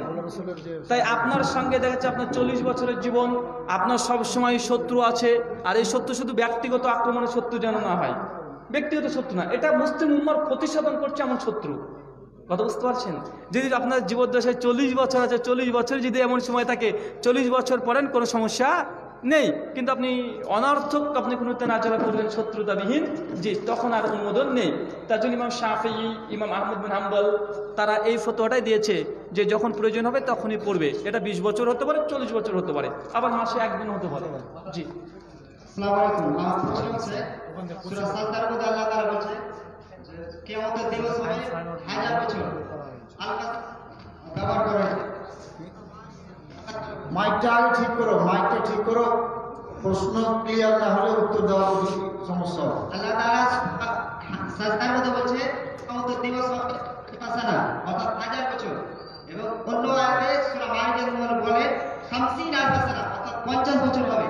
তো দুটোর মধ্যে তাফাত ওটা। ওয়ালাইকুম আসসালাম ওয়া রাহমাতুল্লাহি ওয়া বারাকাতুহু। ভাই প্রশ্ন করেছেন এবং একটা কমন প্রশ্ন যে সূরা সাজদাতে আল্লাহ সুবহানাহু ওয়া তাআলা বলেছেন যে তোমাদের নিকটে একদিন সমান 1000 বছর সমান, আর অন্য আয়াতে আল্লাহ বলেছে যে 50,000 সমান, সূরা মারিজের 4 নম্বর আয়াত। এবার দুটোর মধ্যে পার্থক্য কেন? জি ভাই, আল্লাহ সুবহানাহু ওয়া তাআলা একটা বলেছে আমাদের দিন গণনা একদিন সমান 1000 বছর সমান, আর সূরা মারিজের 4 নম্বর আয়াত যেটা আছে ওটা ফেরেশতারা যখন রূহ নিয়ে যায় তখনকার সময়ের কথা গণনা করা হয়েছে। দুটো প্রসঙ্গ আলাদা, দুটোর উদ্দেশ্য আলাদা।